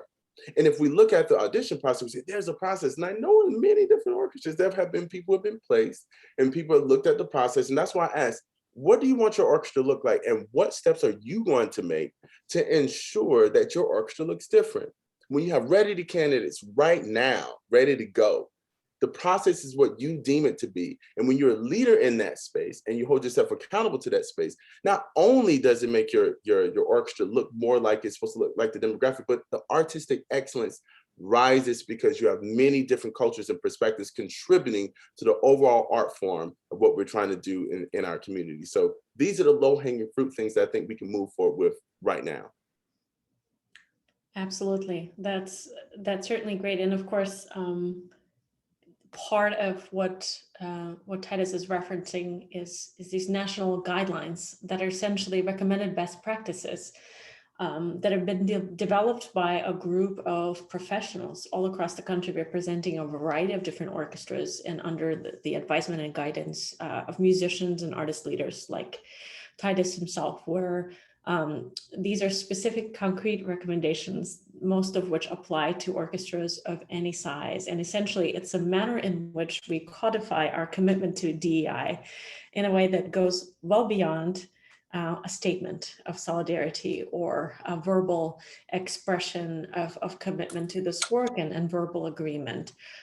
It also is complemented by, for those interested, it's complemented by a set of recommendations and action steps that Sphinx developed directly in response to the BLM movement and some of the tragedies of last year and then ongoing tragedies that our world has had to face, where we give recommendations to individual artists, teaching artists, as well as organizations, board members, and people from all layers of our society relative to ways in which we can invest our personal resources as well as our time in showing that solidarity and really holding ourselves and then our colleagues and allies accountable. So if that's of interest, I will put that link in the chat as well, because it goes a little more in detail in some of the basic things we all can do that represent low-hanging fruit. As we think a little more about this kind of, as you reflect on things that you've seen from folks who have gone beyond the verbal expression and have really implemented some change, some of the early successes of, for example, the National Orchestral Excerpt Competition, and now kind of really in the neighborhood of 70 musicians or so receiving paid work opportunities with orchestras across the country and some one-year appointments, et cetera.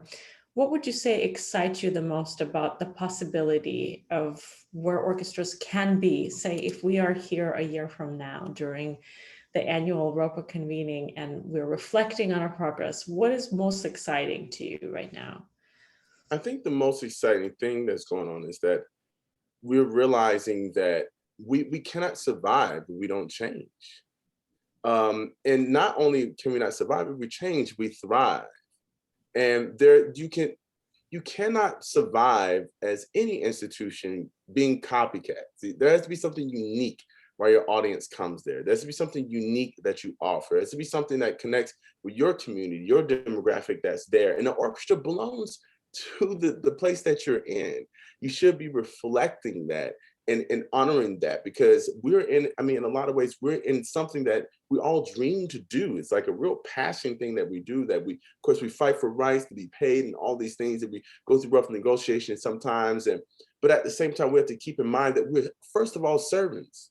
And if we truly reflect our community and respond to what the positive things that we have been challenged to do, we would truly be leaders in this space. And we can truly change the way this tradition has been going for many, many years in America. And I think that's why I always say, you know, we look at ourselves and I see it says American Federation of Musicians, which means that how do we respond to the issues here? What repertoire reflects here? And I akin that to things like, we have many different composers out here. We have the William Grayson, we have the Margaret Bonds, we have the Florence Price, we have the Nathaniel Detts, we have even repertoire that reflects the story that's here. And even when we dive into that, right, into that repertoire and moving forward, there's just the story behind that will bring us into a deeper reckoning of what it is that we do. Because it would truly tell the full story of what it is here. William Grant Still's writing in the early 1900s. Orchestras are being formed. This man is writing brilliant symphonies, but not being played. William Dawson, in Carnegie Hall had 4 standing ovations, and he never got any more commissions after that as far as symphonies are concerned. Why didn't we really, really lean into that? But we're saying, I'm not saying any knock to New Viennese School or anything like that, but something was being uniquely made here that could have been a cultural export to the world. But now we're digging up those gems that have always been there. And I'm excited for people to really take that and us learn how to play this music. And the last thing we'll say on that is that the more that we learn new things that reflect here, we have new nuances of playing.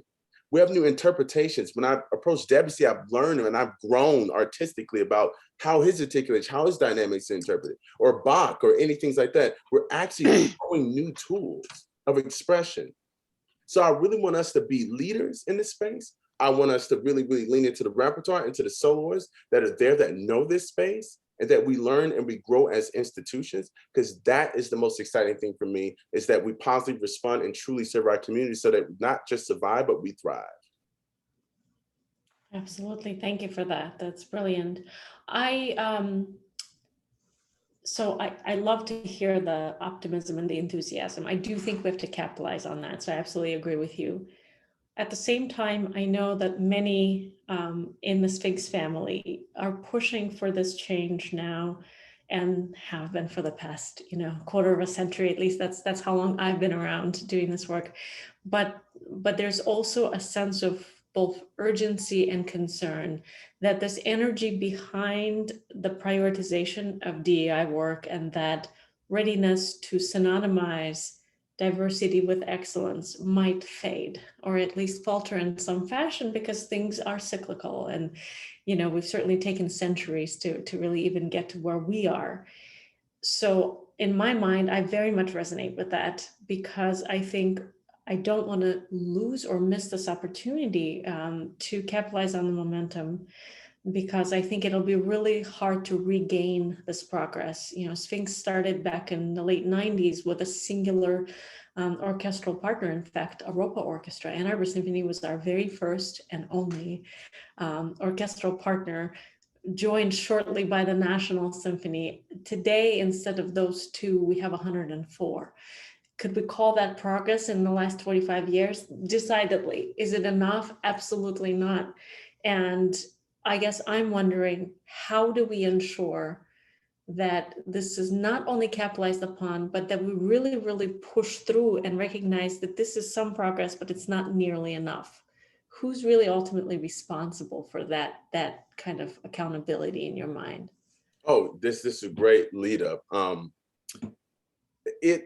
That's why I said we need to move beyond conversations into contracts, CBAs. Really discuss what it is you want it to look like, without thinking what we can't do, but what can we do?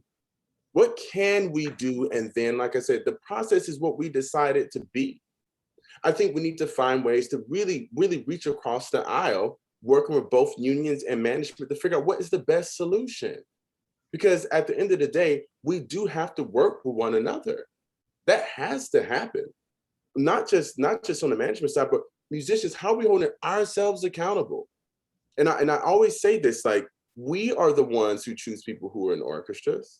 Management doesn't sit in the audition and say, I like that candidate, or I want to give that person tenure.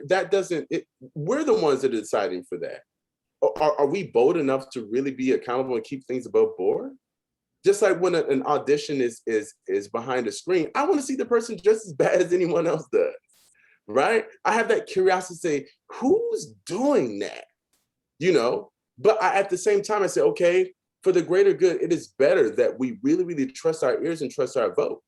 So I say, let's move forward into holding ourselves and say, you know what? We're going to put these things in our 3 to 5 year contract because it's just as important as the safety measure. It's just as important as playing our classicals. It's just important as say, we're playing pops, but can we get a little less of it? It's just important as all of these things, right?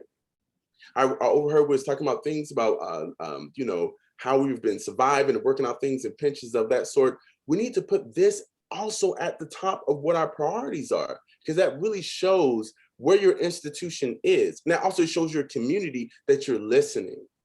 We have to let our communities also shape our orchestras. A lot of times we present ourselves as, we know what's good for you. So if you don't understand it or you're bored, you know, that's on you. No, no, no, no, no, no. Are you relevant? Are you connecting? And why is there a fourth wall? A fourth wall means there's a disconnect happening. It means there's relatability that's being lost. How are you, do we have demographics? And I talk about this, I say, you need to have, if say for instance, if I said Black players in your orchestra, you need to, and people say, you know, let's go to Titus, see what he has to say. You have to have a large enough critical mass of people there to have diversity of thinking amongst that people group. That's when you actually have a real consensus of what that community needs. Because this Titus is not going to know what all of Nashville Black communities, but 10 of us may. So you'll have a natural bridge into your communities, not community outreach. You have a natural bridge into the communities. And we say, we need different communities in our orchestra. There is a community that comes to the orchestra. Otherwise, we wouldn't be here. Somebody has to show up. But if you're talking about reaching out to other demographics and communities, you need to have a natural bridge to those communities and have the people there to be able to talk about the things that's best from the cultural background that they come from. So that's why we have things like the guidelines. That's why we have things that are suggesting that is there. Who's going to be bold to really, really move forward? Who's going to be bold enough to say, you know what? We're going to take this and we're going to do this. So that's why I said dream big, not necessarily from a scarcity mindset, from an abundance mindset of what this can do to make your orchestra thrive. That's how I see it. Absolutely. That's awesome. In our final couple of minutes together with you, and I see that there's some questions here being assembled, which I'll keep track of here and do my best to address when Titus leaves us. But I wonder, Titus, if you were to draft a one-year plan for this family of ROPA orchestras, and it's a very sort of broad brushstrokes kind of a plan, what are maybe top 3 benchmarks that you would set so that if we are together again a year from now in a similar compilation of folks and we're reflecting on our work, the intensity of our effort and the quality of our progress, what would you put in there to make sure that we don't reflect on this year saying, you know what, we've done a lot. We've assembled committees, we've had conversations, you know, we've had a couple people get interested, we got a grant, but pretty much we're in the same spot. So we'd be missing the mark. How do we, what would you put in there to make sure this doesn't happen? I would say that if you don't want this to happen, be bold. Number 1, if you want to change the demographic of your orchestra, actively seek out those candidates. If we think about any position that's open, say for instance, a principal flute or whatever opens in your orchestra, you start thinking of people. Like, I'd like to play this person. This person would be nice. I'll play this person at a music festival, blah, blah, blah, all this. Like, really, really, the candidates are there. Be bold and say, you know, we're going to actively seek out these people. We're going to actively, because it's not just, you know, melanin on the stage. It's culture that comes with it. There's music that comes with that. There's ideas that come with that. People are more made up than just, you know, how they look on the outside, but their experiences come with certain types of skill sets that can make the orchestra be more relatable in a lot of ways. And relatability doesn't mean the quality is lost. And I always say diversity is diversity and quality is quality. Those are 2 different conversations. It's not the same conversation. I never talk about quality when I'm talking about making the orchestra demographic change. I'm talking about the demographic ups the quality and adds more prisms to what we actually have. So that's number 1, actively seek out the people that you should hire and the rate of attrition that's in your orchestra. Number 2, I would say to back up those things. I think that we as an institute, we would do a year or 2 years worth of things. Let's really, really look at our hiring process. How are we hired in the past? Like, let's be open about that. What's in our contract and what can we change to make sure that our hiring process is actually fair? I mean, there's so many different hiring practices for the same excerpts that are played. How there's so many, and most of us go to the same conservatories. It's not like there are 100 different conservatories represented in all the orchestras. It's probably about 15 at most. So if we're really thinking about how many schools and how we're being trained, why is the audition process so drastically different? But I would see if it's different for the community and how you function in the city. But why is the hiring process so convoluted to the point that people get pretty upset about you saying, let's be accountable? So that's number two, fixing the hiring process and making sure that the tenure process, everything is above board and people are held accountable for the things that they say, the things that are not behind the curtain, because we don't need to have a Wizard of Oz effect here, okay? The next thing that we need to do, I think, as far as changing your repertoire and owning it, you need to program on composers that really reflect the demographic that's here. I wonder why an American orchestra goes on tour and takes Ein Heldenleben. No, I love the piece, it's amazing. But you show up to, Berlin Phil's Hall to play Ein Heldenleben? It would make more sense if you had something that you shared that was different, that they can experience, that they don't experience on a regular basis in their own country. Like, what are we doing? What are we owning that? Because when we play this repertoire, we'll learn what it's about. Like I said, when you play Shostakovich 5, you learn about, he was in that USSR, Stalin regime that was there. That's in his music. So if I'm playing William Grant Still, you can't talk about William Grant Still without talking about Jim Crow. You literally can't. So there's a reckoning that happens there. There's a reckoning that happens when he talks about A Song of a New Race from his Second Symphony, or Negro Folk Symphony, when William Dawson talks about the transatlantic slave trade. You talk about this, you have a deeper understanding, which means it shows you the context of our existence and what have we perpetuated and what can we change? What is the good that we can keep and what is the things that we can actually change, because it's reflected in the music. We reflect it in other styles of music. It's time for us to own the things and be accountable for the things that we have here, because people have written those stories and it's time for us to be bold about it and then correct it and go with the healing with it. But it needs to all be contractually based to hold ourselves accountable to those 3 to 5 year contracts. And when we're negotiating with our unions, that they say, you know what, we're on board with this.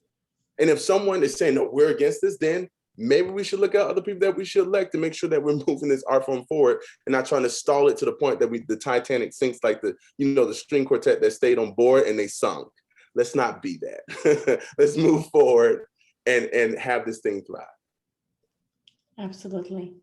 Thank you so much for that clear and compelling vision. And I love the way you think about this, and I love the way you're bringing everybody together. I know that we need to let you go, but it was really a treat to hear from you and to see a glimpse of your vision that you've been able to share here with us. So we will spend the rest of our time, as Titus leaves us, kind of digesting that a bit and engaging. Thank you so much for joining, Titus. Thank you so much for having me. Thanks so much, Afa. It's always a pleasure. And I hope to see you all in person sometime soon. We're not on the screen, and we can shake each other's hand at that point, and see everyone. So thank you so much for having me. I really, really appreciate it. Thanks so much, Titus. I just saw a hand go up. Alfonso Pollard, you had a question? Oh, you might be muted, Alfonso. Yep, you're muted, Alfonso. There you go.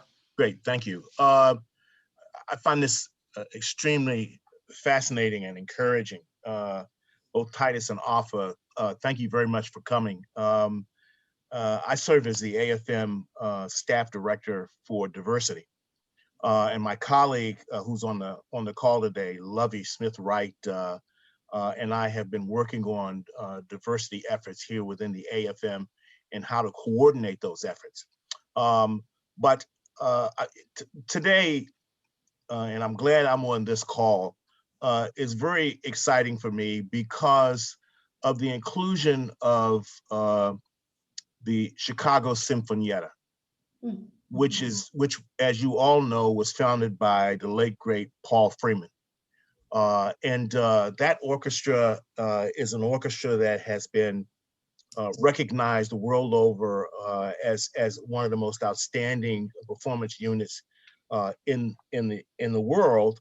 But also unique because it had a very large contingent of African-American players. I was in the Symphony of the New World, not the New World Symphony, but I was in the Symphony of the New World back in the early 70s and early 1970s. it amazed me how when we performed at Philharmonic Hall, the number of African Americans that would fill that hall. It was a predominantly Black orchestra that would fill that hall. And I'd never seen so many fur coats and Rolls Royces before in all my life. And that made that orchestra exceptional for me. The question I have, and I'll get off of this horse that I'm on. The question I have is how deeply have you discussed the impact, not only on player inclusion, African-American player inclusion, but on audience DEI and change in audience inclusion? Again, like I said, never before had I been in an orchestra where the clientele was so diverse that it was exceptional. And that was concert after concert after concert. They all came down from Harlem and different places in New York, and they celebrated that orchestra. How deeply have you dived into not only player development, but audience development as well? Because it makes a difference.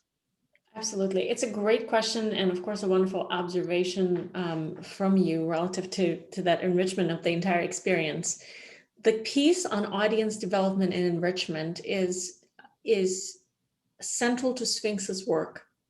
It is not a critical component of the work with the National Alliance for Audition Support quite yet, only because there we're trying to stay focused on true change and evolution and reform in the manner in which we engage, attract, and support and empower our musicians and our orchestras.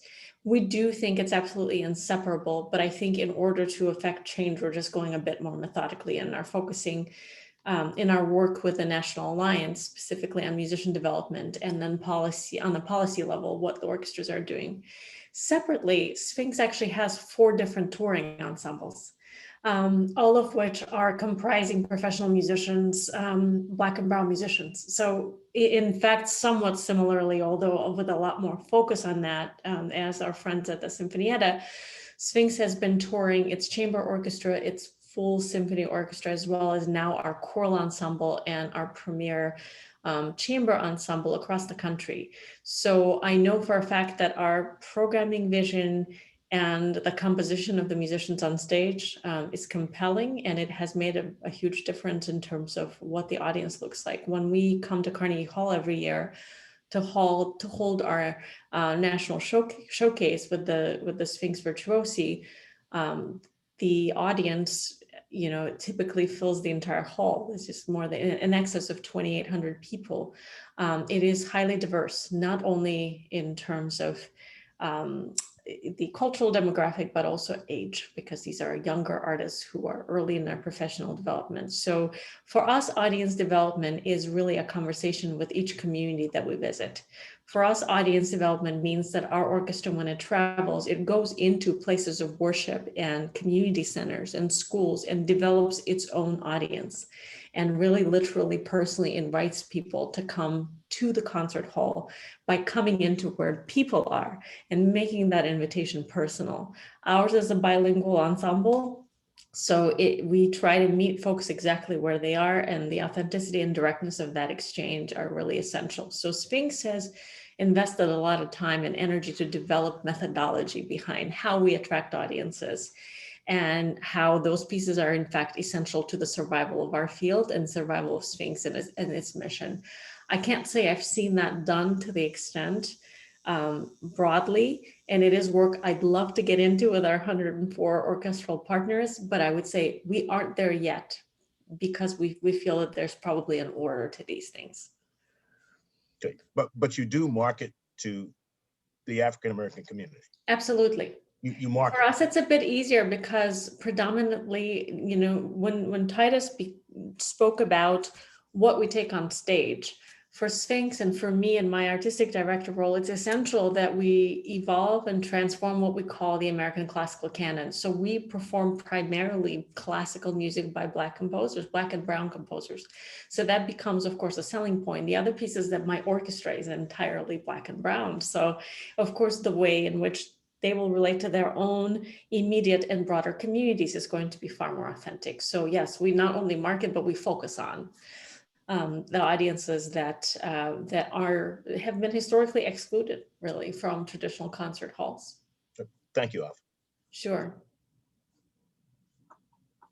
We have, there's a question here in the chat that says we have no input or influence on who the board members are. Oh, I think it might relate to an earlier piece where somebody posed a question on how do you deal with boards who aren't necessarily prioritizing diversity, equity, inclusion, and belonging in their work and don't think it's important to the survival of an orchestra? I think that's a real question and a real challenge. The way that I've been advising orchestras with whom I'm working directly is to go strategic on this. I think it's expected that there are going to be so-called naysayers or folks who are at the very least indifferent toward prioritizing something like this. I think those people will often hide behind the veil of commitment to anonymity and artistic excellence, and as such, they don't want to spend any time talking about what that means and the fact that we don't have any real objective definition of meritocracy because we don't exist outside of societal challenges that deal with overt and covert racism. So the way to do it is that I think every board, even if it's a board of mostly naysayers or non-allies, has probably a few exceptions to the rule. So if someone feels actively passionate about the DEI work, I would encourage, instead of viewing the board as an entity, I would encourage considering a board as a collection of individuals and dissecting that collection by saying, out of 20, I have 2 who might be my allies. Let me get them on board so that when we're fighting, it's not one person fighting, but it's 3. And then each one of us probably has 1 or 2 people that we at least talk to casually who may possibly come around. So it may become a more laborious and layered process, but it's so well worth it because then what we're doing is we're slowly but strategically and incrementally building a stronger base that will gently but persistently insist on this priority. And I think as such, we'll have a greater possibility to succeed. I understand that many times musicians don't have any input or influence in terms of who gets selected for the composition of the board, but every board is bound to have at least 1 or 2 allies. So I'd start there.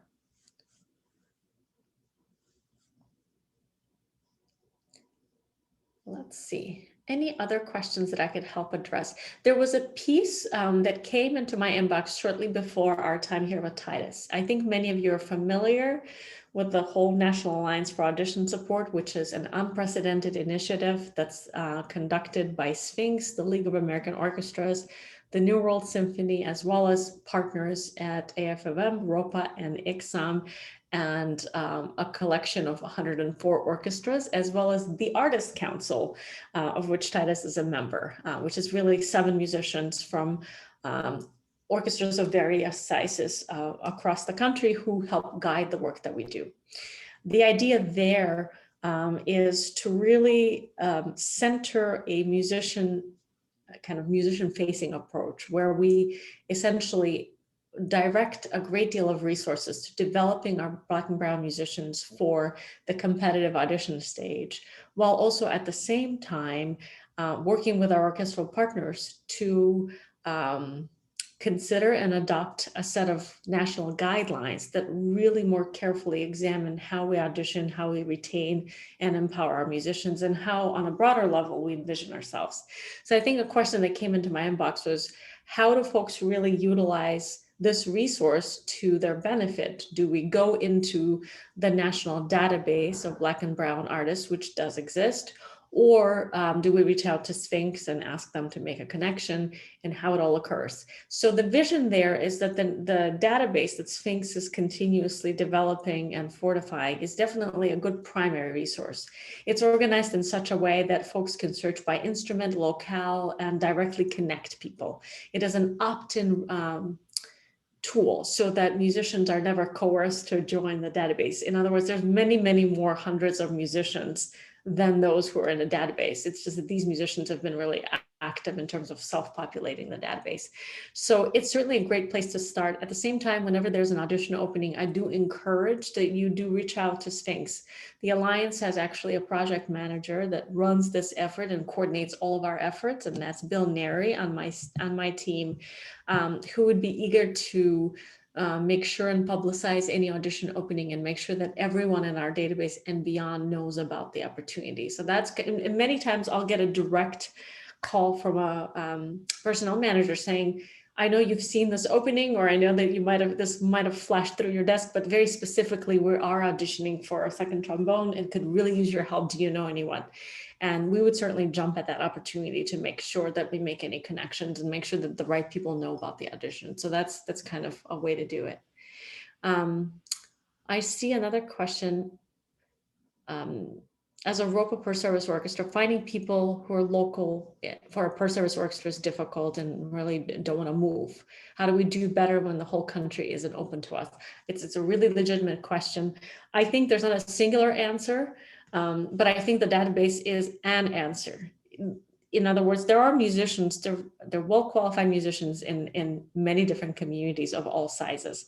And there's certainly enough Sphinx alumni, even from the ranks of those who may not be part of the NAS or the SOPA family, but they may be alumni of the Sphinx competition or our other preparatory programs who may lead a portfolio life. These are all Black and Brown musicians. They may very well reside in your locale. And I think it is really a matter of them knowing that there's an audition and a matter of the orchestra knowing that they exist. So in many ways, Sphinx is that connector, or at least attempts to be. So again, reaching out to NAS and saying that you are looking to fill particular seats and would really love to know. There are many times when we have assisted in finding the right folks for ROPA Orchestra, and there are many other times when it might not be local musicians, but they may have other opportunities to be in your locale for a particular set of concerts, and that opportunity can be introduced, so they can be more like guest artists to perform. So certainly it's a way, and it's one of the ways in which Sphinx can be useful. I see another question here in the chat. Earlier question from FM President, what is the detriment to DEI inherent in committee discussion behind the curtain? Can you help? I wonder if I could get a little help with that question. I want to make sure I'm addressing the right piece of it, and I'm not certain I'm following it. Whoever asked that question, the detriment to DEI inherent in committee discussion behind the curtain. Titus suggested that the audition is the campaign and that the vote is private. It sounded like he was suggesting that discussing before voting was not helpful. I didn't quite follow that. Absolutely. So I have heard a sentiment like this from many of the members of the Sphinx musician families, because I think it comes a lot from personal experience as well. I think many musicians do believe that discussion has undue or imposes undue pressure to an extent upon the members of the committee who may otherwise think differently. So it introduces biases or possibility of a bias, rather than if you don't discuss, then you're essentially, each member of the committee votes their conscience, their ear, and really votes the way that their mind orients itself, versus responding to something that may in fact be an undue influence for somebody else. And I think Titus, I know, is very much looking at ways in which we can create plenty of space and freedom for each professional who's behind the curtain to vote as they see fit, as objectively as possible, so that we know that we can't eliminate bias, but we certainly can mitigate it. I know many, one of the other pieces that Sphinx does is the national solo competition for Black and Latino string players. So we have gone through an evolution as well. We used to go off of a process where the committee would vote to advance, half of the auditionees to the next live round, et cetera. So there would always be a discussion. However, COVID introduced this possibility of actually doing all of that electronically, and in fact, secluding folks and not having a discussion so that they can privately submit a secure vote and not have the opportunity to influence one another. And I think upon some survey instruments that we developed and individual conversations with jurors was that it felt far more objective and freeing not to have a discussion. They can have a discussion, afterwards, once the results have been submitted and a machine calculated majority and figured out math. But this is certainly a way in which I think we can mitigate biases.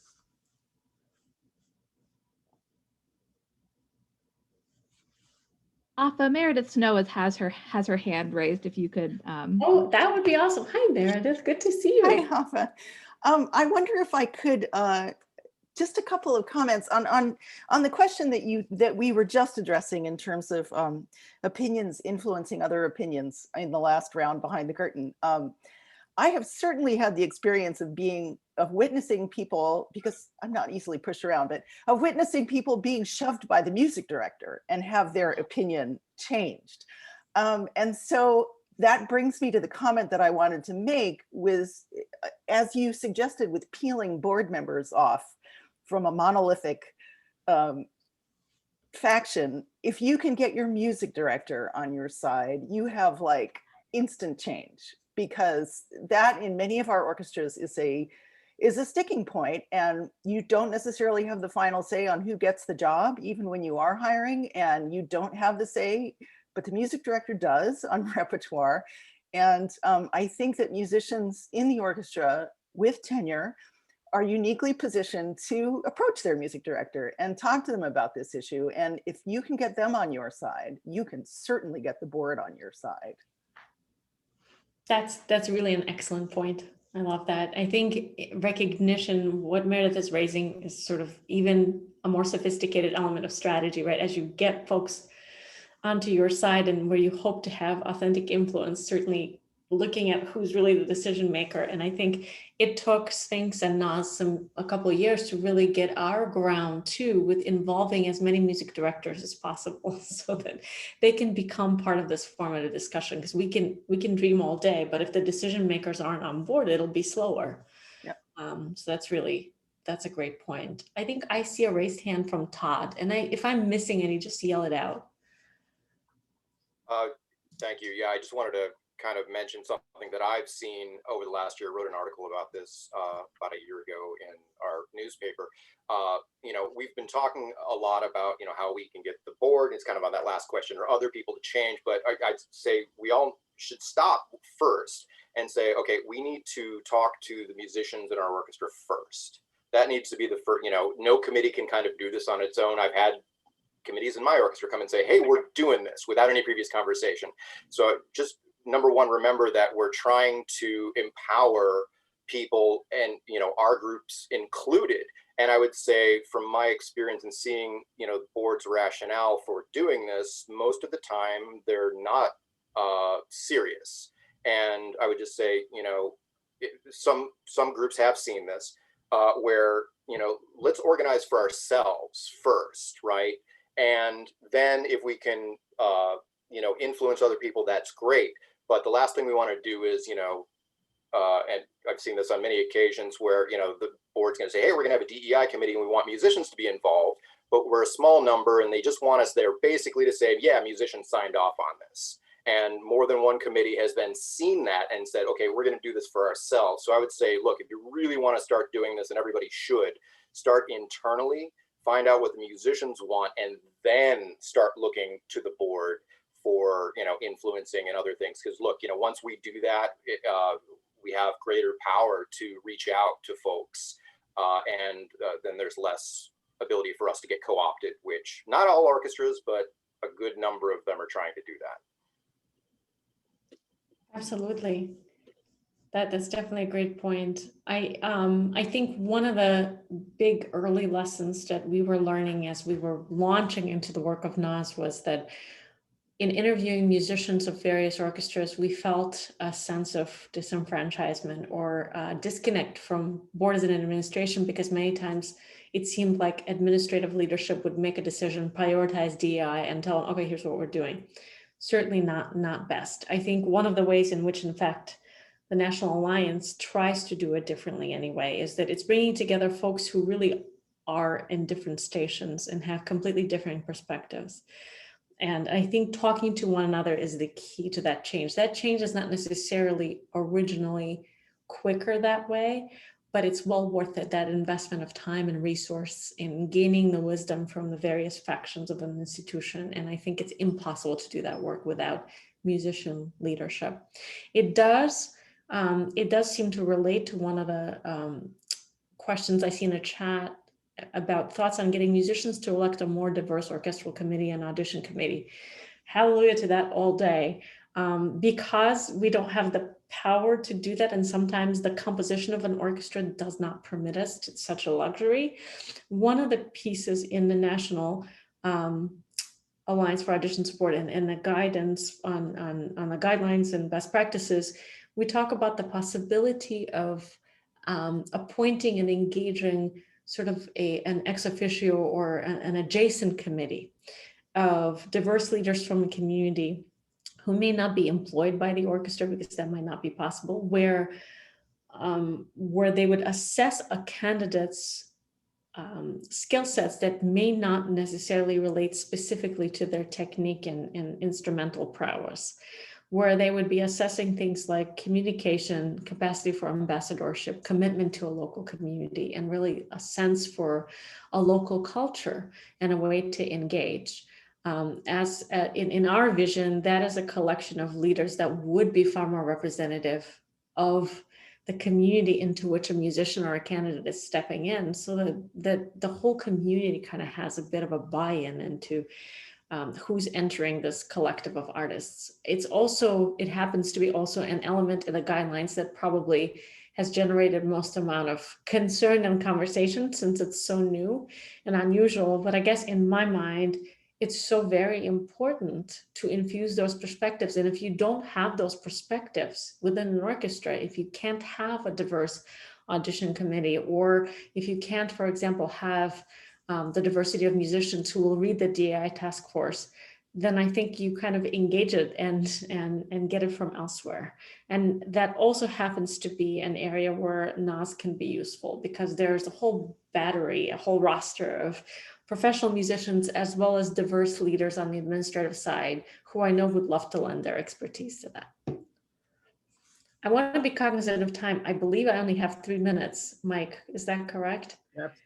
If so, then any closing questions or remarks or anything else? You know, if I could jump in, Afa, I just wanted to remark on Leslie's question that if you have BIPOC in your orchestra to serve on committees, you have to court them.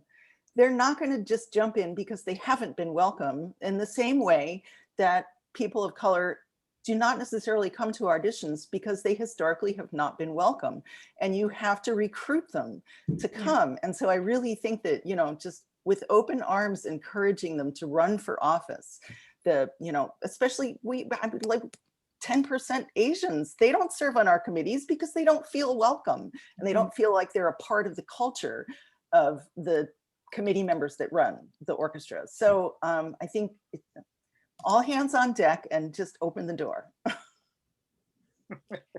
That's a great point, Meredith, and it's a great way to really segue into the cadence here. I think it's the all hands on deck is so much part of my personal philosophy. I really think we can't do it alone or in a small collective. I think it takes everybody, and it's everybody's fight.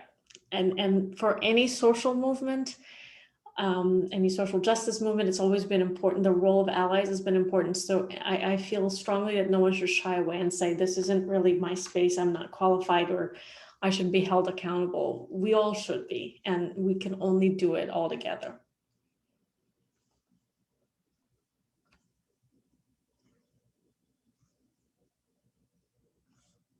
With that, I've taken us directly to that deadline minute, Mike. So I'm not sure if you have closing remarks or next steps for all of us. Yeah. Well, thank you so much, Afa. And I'll send Titus a note. Be sure next time you see him, give him our best, and that we really thank him for taking the time to come and speak with us. Today. Anytime. Absolutely. Thank you so much for including us. Yep, you bet. Take care. Thank you.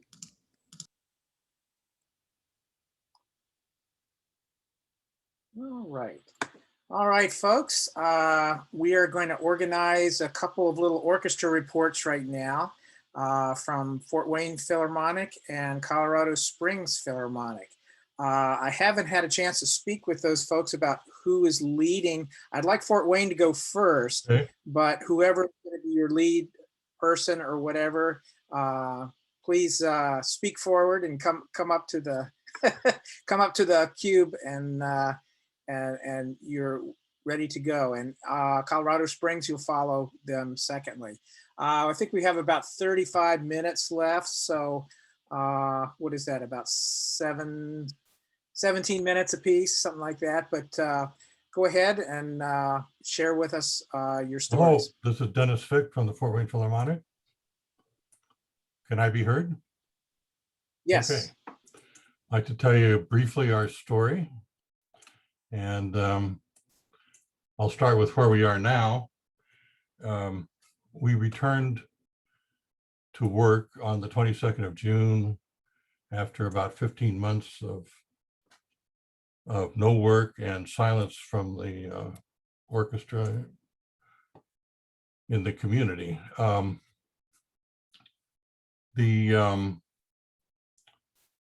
Our last day of negotiation was May 21st, and our agreement was ratified on May 22nd, 23rd, using electronic means approved by the AFM. But we are not at the end of our story. We're still in the middle of our story because we're going to be returning to negotiation next year. Our agreement expires in August of 22. This negotiation that we just completed began in June of 2019. Our contract was expiring in August of 2019. We began negotiations on June of 2019 with Chris Durham helping us from the AFM, as he has done since the mid-90s. He's been with us a long time. And he continued to help us and lead our discussions. Our negotiation was protracted, and that was because the Philharmonic was not offering any wage increases, and they wanted concessions of all kinds, and especially they wanted access to more of our time. So they wanted to give us essentially less money and get more time, which is kind of the opposite of the way things are supposed to work. A federal mediator came in to help us in December of 2019. Chris was not able to attend that meeting personally, meaning he didn't come to town for that meeting because he was just starting to get attention to his health problems. We did not come to agreement at that time, but by late February, the Philharmonic had presented us with a new offer, which did include some reasonable wage increases, and it was the basis, we thought, for finally having an agreement. But just about that time, the pandemic hit, and essentially the negotiations got sidelined while we tried to figure out how to deal with the pandemic. We began by trying to negotiate or talk about how could the orchestra continue to be a presence in the community through electronic media. The Philharmonic was not really interested in using the side letter of the IMA. So we didn't get any immediate action there, but we continued to negotiate during the summer, looking for a short-term agreement that would take into consideration the needs of the pandemic. And Todd Jelland joined us in the summer of 2020 and helped with those discussions. We didn't get anywhere for the summer, so we started trying to negotiate a short-term agreement that would cover the fall of 2020. And we were very near an agreement on that when the Philharmonic made it known to us that they did not want this to be a side letter, which is what we had been negotiating. We started out negotiating a side letter, and they wanted it to become a replacement for our CBA. So we got a 34-page CBA that has evolved for several decades, and they wanted to throw that out and replace it with this one-page agreement, which we had thought would be a side letter of temporary concessions. Obviously, that was a poison pill that we could not swallow. And so those negotiations also failed. And right about that same time, the Philharmonic presented us with a new proposal for a long-term agreement, which was regressive in nature. They not only retracted their wage offers, but they wanted to change the 33 contiguous weeks of the winter season into a 28-week season that could be scheduled non-contiguously anytime in a 12-month period. They also wanted concessions on scheduling. They also wanted to essentially eliminate our peer review on dismissals and a number of other things.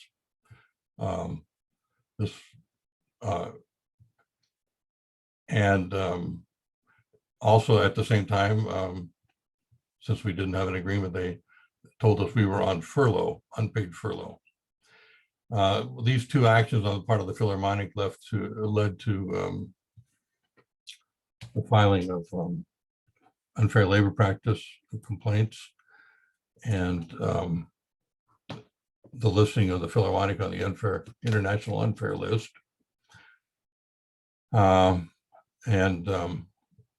Rochelle Skolnick acted as our counsel for these legal actions. And we were successful. We had an unfair labor practice regarding the furlough because it was a unilateral alteration of the agreement. And there was another unfair labor practice complaint about the regressive nature of the proposal for the long-term CBA. We prevailed on the regressive proposal complaint in that the local national or the regional national relations labor board did bring a charge, and they did not bring a charge on the furlough complaint, but we appealed that.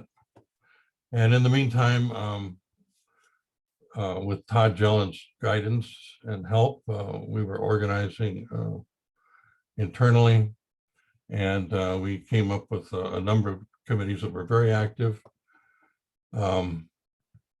We had a concerts committee. We have a concerts committee, a media committee, an action committee, care and support committee, outreach committee. We had a number of actions that were essentially informational pickets. We brought the attention of the public to our plight. And so with these various pressures on the Philharmonic of the unfair labor practice and the public pressure, we did resume negotiations. They did essentially retract most of their regressive proposals. And we did eventually come to an agreement in May. The musicians had all pledged not to accept an agreement that had permanent cuts. And that almost, that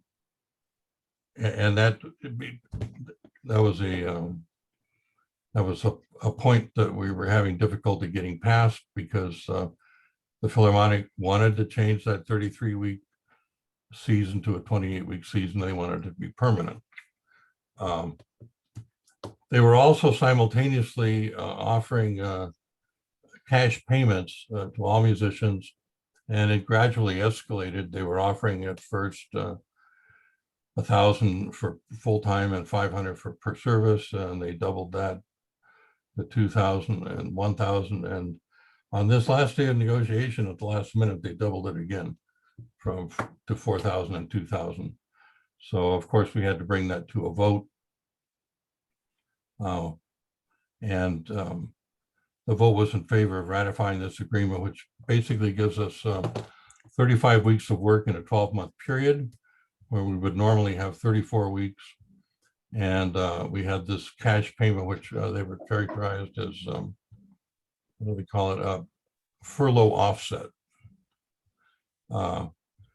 And when you put all that together, it was actually the best 12-month package the Philharmonic has ever seen, the Philharmonic musicians have ever seen.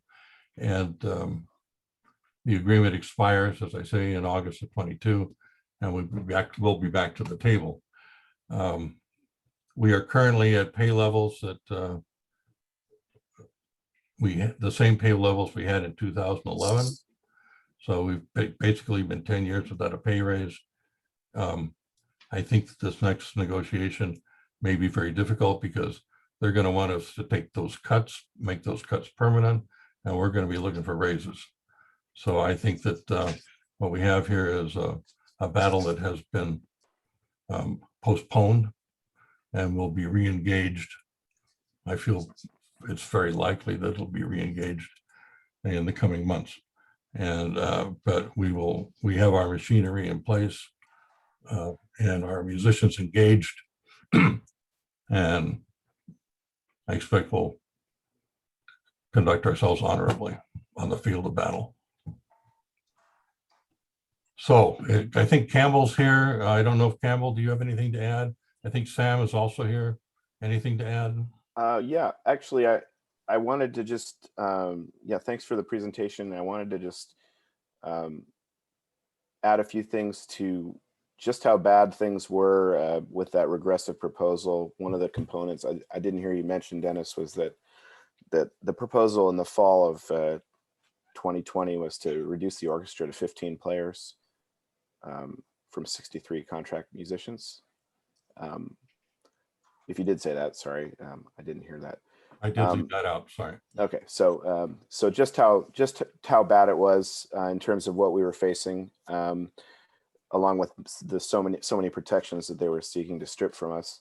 In addition to that, a major component of getting the Fort Wayne Philharmonic placed on the unfair list, or us seeking that, was that right on the heels of that offer, they announced a series that where they were presenting concerts with other musicians, a recital series essentially.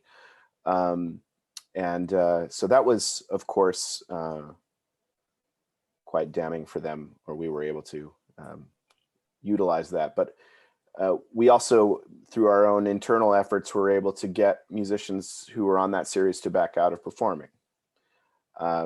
So that was something that took a great deal of effort and communication and networking, but we had some help at from the national level as well, from the AFM. So yeah, I'd like to add something about that. Rochelle acted as our legal counsel for our unfair labor practices, and eventually most of our discussions going forward were between legal counsels for them and legal counsels for us. So Rochelle handled a lot of that burden. And I just want to mention that, you know, Todd's experience and guidance was invaluable, and his energy unbounded. Because everything was being done by Zoom, we were having lots and lots of meetings, a lot more meetings than you would have without, you know, if you had to meet face to face. And Todd was at just about all of them, dozens and dozens of meetings.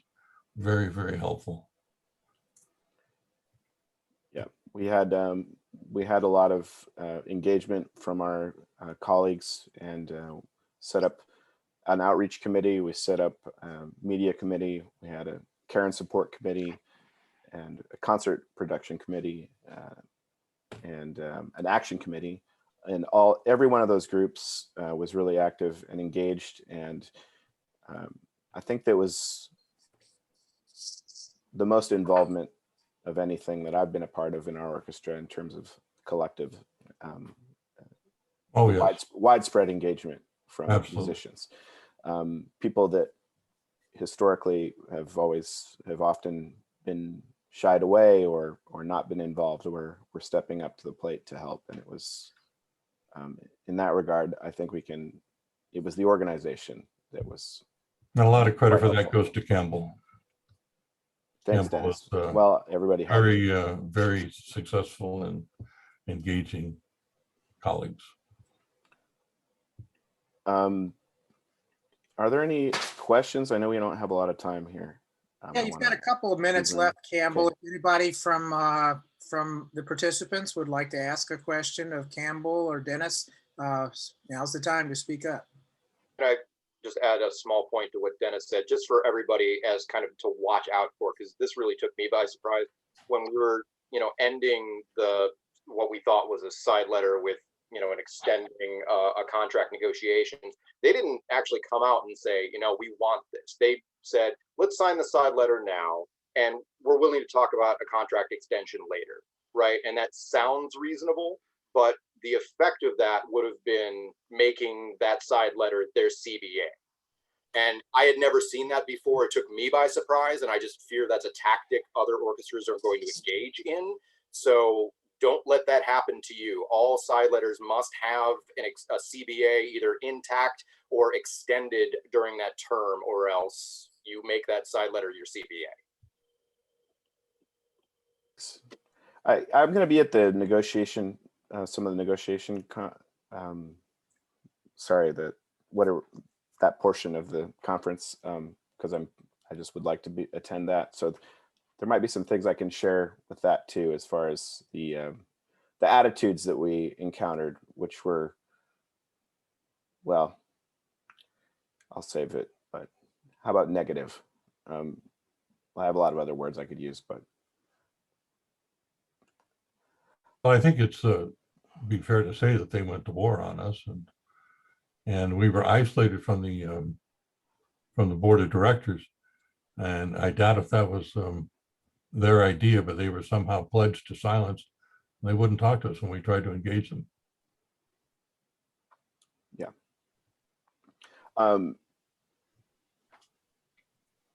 If there I'd like to add something here. Just yeah, thanks, Sam.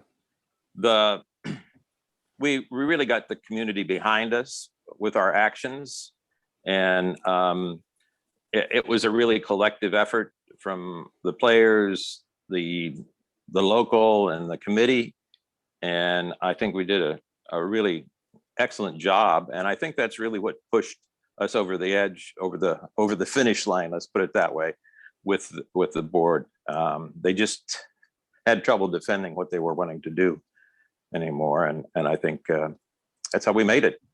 And thanks to the national, that was great, having that rally in place, a big thing with a lot of other locals participating in that, people showing up from all over, Louisville, Indianapolis.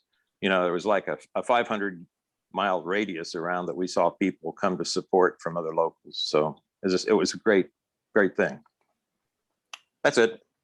Thanks, Sam. And if there was one thing also that I could just highlight, that what I think was a turning point for us was early on, it was really difficult we had a really hard time just getting our message out, getting our perspective, what I would like to say is the truth, because prior to us speaking up, there wasn't a lot of truth in the public, in our community's ears. And taking to the street was the difference maker in terms of getting our message into the public, because until that point, we had no, every contact with the media was, everything was left out, from what our perspective was, what was happening, how it was affecting us, why this was happening, what this would all mean. And it was not until we got outside with signs that started to change. And it was after that I had the opportunity to be able to just send a message to someone and say, here's where we're going to be, and they'd show up. And before that didn't happen. So I don't know if I needed to be converted, but since I had never done it before, I just would like to say, if you do need to feel like you need to be converted to that being effective, it worked for us, and I will not hesitate to do that again and support my colleagues who do the same. So Thanks, Campbell. Really appreciate your all's sharing this. Colorado Springs, are you ready to go?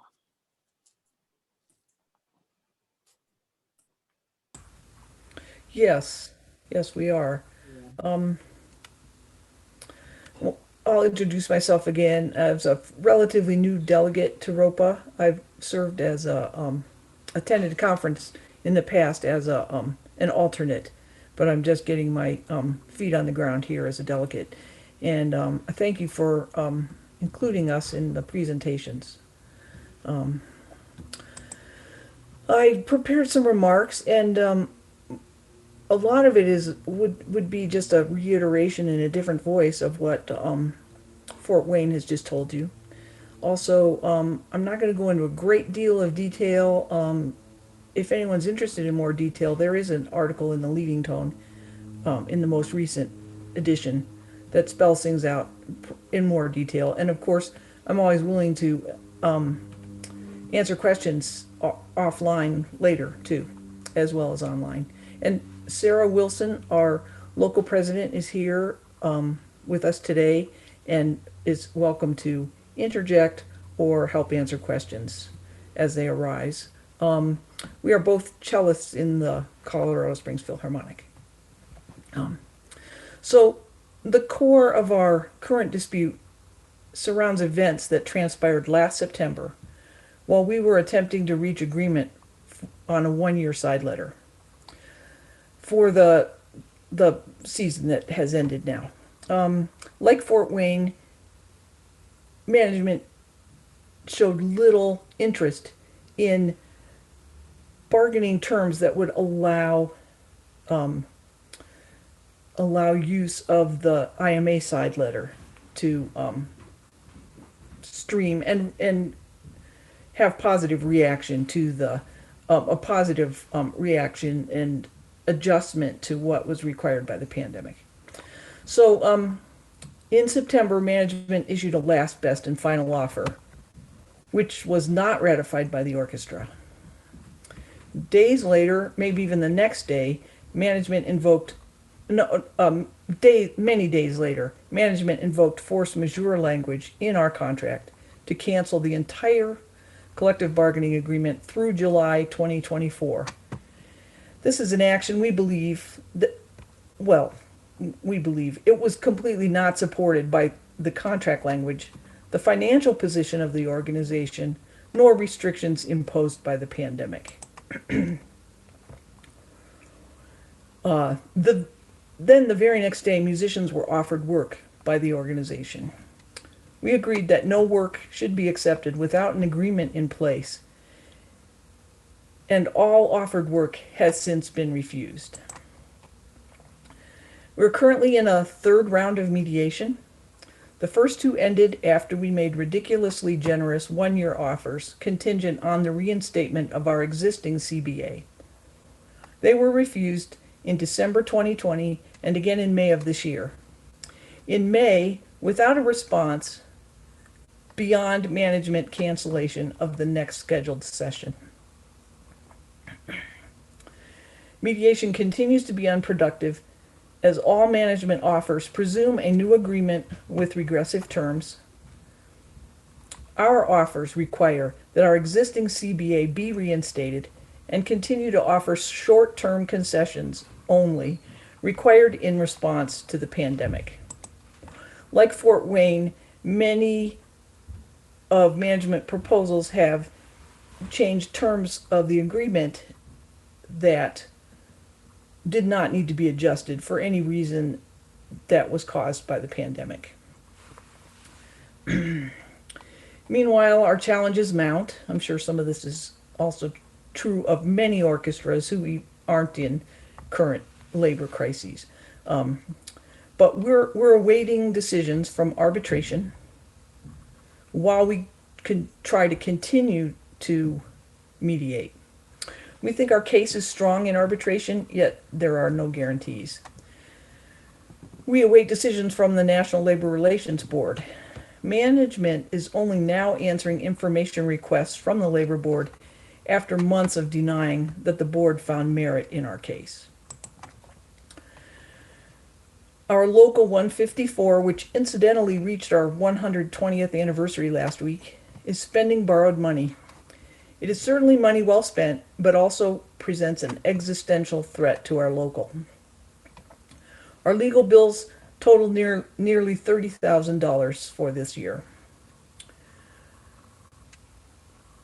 Over and above the generous and expert support given by the Symphonic Services Department.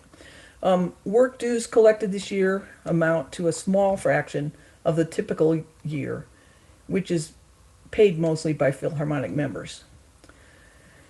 Unemployment claims in Colorado end after 1 year or sooner if the awarded amount is completely distributed. Those who were able to claim will see the end of their awards in the near future, along with the extra federal supplement, which is ending in September. The federal mixed earner unemployment compensation, known by the acronym MEUC, allows for employees with W-2 claims to also claim their 1099 and Schedule C earnings, a feature of federal unemployment or federal pandemic relief. It has not been effectively implemented in Colorado, and due to our modest Philharmonic salaries, most of our members earn a majority of their income through freelance activities, making this a significant loss of potential benefits. Some takeaways, and this also echoes things we've heard many times from our leadership in the AFM. And management has several times in the recent past, including last summer, requested private one-on-one meetings with all orchestra members. There are many concerns about this, not the least of which musicians express concern about refusing to attend these meetings would be a reason for management to withhold extra work from them. Some saw it as benign, and I want to just encourage everyone to remember it's important to enlighten members that this is a management tactic designed to divide us, to gather intelligence about protected organizing activities or individual opinions that are protected from just such inquisitions, and which will be leveraged to weaken our collective strength. The importance of being organized is well known to us now, and we're continuing to build our organizational capacity. Everyone should, in good times, in all times, and the importance of this cannot be overstated. It is a heavy lift to build this capacity when all the pressure inherent in a labor dispute are present. Orchestra bylaws can be improved to add and describe helpful committees and responsibilities to supplement and assist the work of the orchestra committee at all times, especially when things are calm, because there's more time capacity to make this happen. While the voice of the orchestra, the collective voice of the orchestra, remains under the guidance and authority of the committee. And I would refer you to the ROPA bylaws, which can be a good model for describing duties of different committees and appointees. When management complains that labor's bargaining posture is contentious, that is probably good news. I think an appropriate response is to question what management plans to do about their contribution to this situation. I can think of a lot of other responses, but I don't want to repeat them in public. Beware of offers in which compensation is conditional based on key performance indicators that are the responsibility of management. This is happening here. It's despicable. These key performance indicators include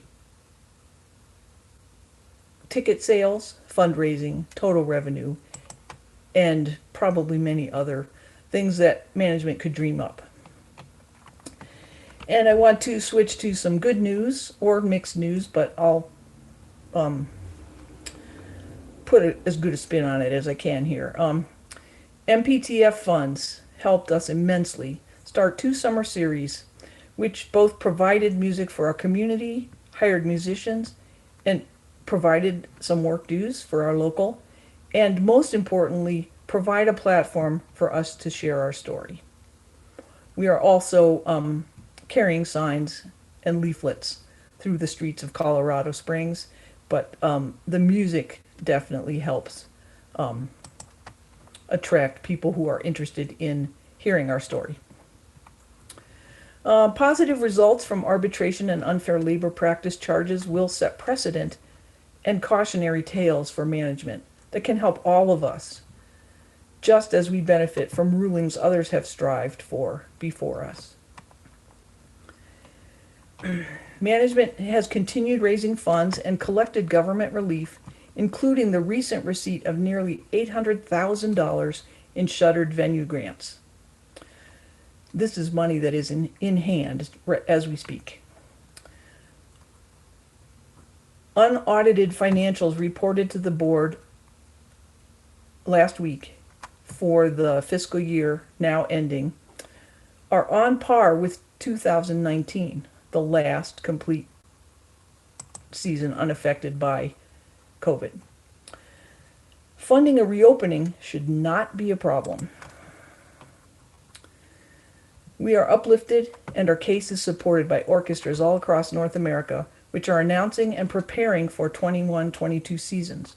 We rejoice in your successes, including the creative collaboration.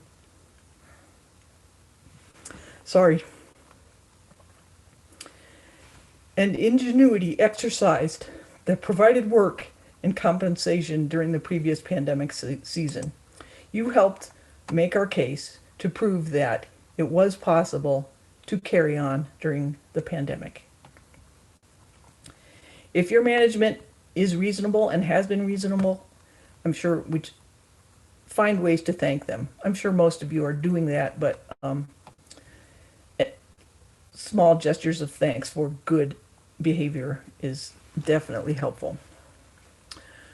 Our solidarity and resolve is strong in Colorado Springs. We have withheld our work for over a year, and management knows we will continue to do so. It is supported by the full faith and force of each member of the American Federation of Musicians. Through your presence in our collective organization, your dues, and support of the national bylaws which protect us all. When or if similar management nonsense appears in your workplace, you will also benefit from the collective strength of Federation members, dedicated officials, and staff, your Players Conference executive boards, and delegates. We, the members in Colorado Springs, greatly appreciate and thank you for all your support, and most especially the expertise and experience of the Symphonic Services Division. Watch for a call to action to be issued this week. Please share our announcement with your local and your players. Financial support is important and greatly appreciated. Comments of support, shares, follows, and likes to and from our Facebook page are also effective and uplifting. While one or two of your members might be responsible for maintaining a social media presence, we can all help support each other in this way. We are and will continue to share your good news on our page.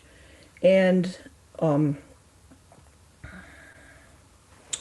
yeah, sorry, I'm a little rattled here now. I'm going to copy into the chat a couple of links that could be helpful, but we'll also release those in a call to action later. I want to thank you again for your support and for listening to our story. And if anyone has questions, or if Sarah wants to add anything I may have left out or probably did leave out, I'd appreciate that at this time. And thank you so much. You didn't leave out anything. And I think the most beautiful thing that you've demonstrated is just what a rough year it's been for us. And also I want to echo exactly what you said, that our kind of greatest strength has been the ease with which it's been to say, look, this isn't not possible. Concerts and rehearsals, they can continue, and it's happening all over the country.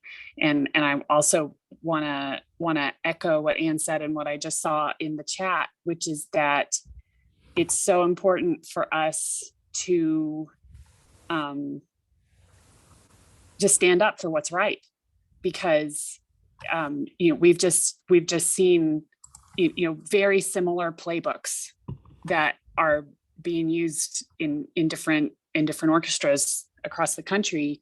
And if I'm going to borrow from something Anne said in one of our orchestra meetings, there's an addendum to that playbook that says they tried it in Fort Wayne and it didn't work, and they tried it in Colorado Springs, and at some point it's going to say they didn't work.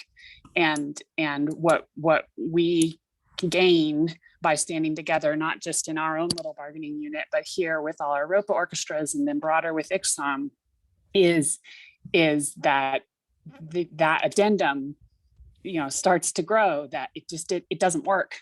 So and that in that way we can not only get through our own crises, but hopefully prevent future ones.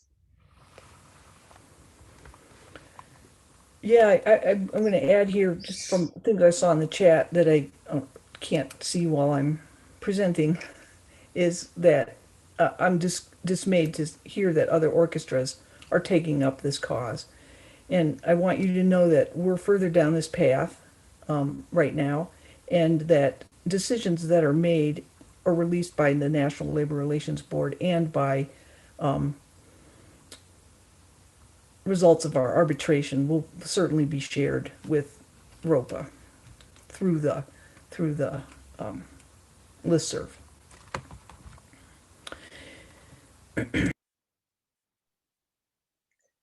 Well, Anne and Sarah, I really appreciate you sharing your story with us, and I think people are aware the importance of ROPA learning about the stories and finding out what's going on, and that we share your pain, and that we also,